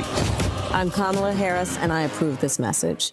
Oh, that is fire. All right, folks, I am headed to North Carolina tomorrow, and of course, I'll be there. Then I'll come back. I'll be here on Monday. Then we turn right back around. We're going to be broadcasting live in East North Carolina on our Black Belt Tour. We'll be there Wednesday, Thursday, Friday. I'll let you know Monday, where we're going to be. I want y'all to come out. I want y'all to pack the joint. It's going to be fire. So a lot of things happening. Let me thank everybody in Philadelphia and Lincoln University for the last 3 days. We were there Tuesday, Wednesday, Thursday, and so we're going to be on the road. We're going to be in Wisconsin. We're going to be going, I think, to Michigan. They're trying to get me to Ohio, so we're just trying to make it happen. All right, folks, don't forget, support the work that we do. I can't tell you how critical your dollars are for the work that we do. We're still having issues with Cash App, so y'all, I wish I could, if y'all have Cash App, that's the only thing you have, get one of these other, please get one of these other programs. You can see your checking money order to P.O. Box 57196, Washington, D.C., 20037-0196. PayPal is R. Martin Unfiltered. Venmo is RM Unfiltered. Zelle, Roland at RolandSMartin.com, Roland at RolandMartinUnfiltered.com. Download the Black Star Network app. Apple phone, Android phone, Apple TV, Android TV, Roku, Amazon Fire TV, Xbox One, Samsung Smart TV. Be sure to get a copy of my book, White Fear, How the Browning of America is Making White Folks Lose Their Minds, available at bookstores nationwide. And of course, get the audio version on Audible. Folks, don't forget, voting is happening right now. First, if you have not registered, register to vote. If the deadline is passed, early voting is happening in your location. Yo, I want you to actually vote. If y'all want to also get one of these shirts, a portion comes back to the show. You can go to Dacia's Designs at DACIAS Designs.com. You see the promo code is rolling. The QR code is right there. You can get one of these. My Black Job is Voting. Folks, that's it. I will see y'all actually this weekend. We'll be live streaming from North Carolina. Vice President Kamala Harris is having a rally there, attending a church service.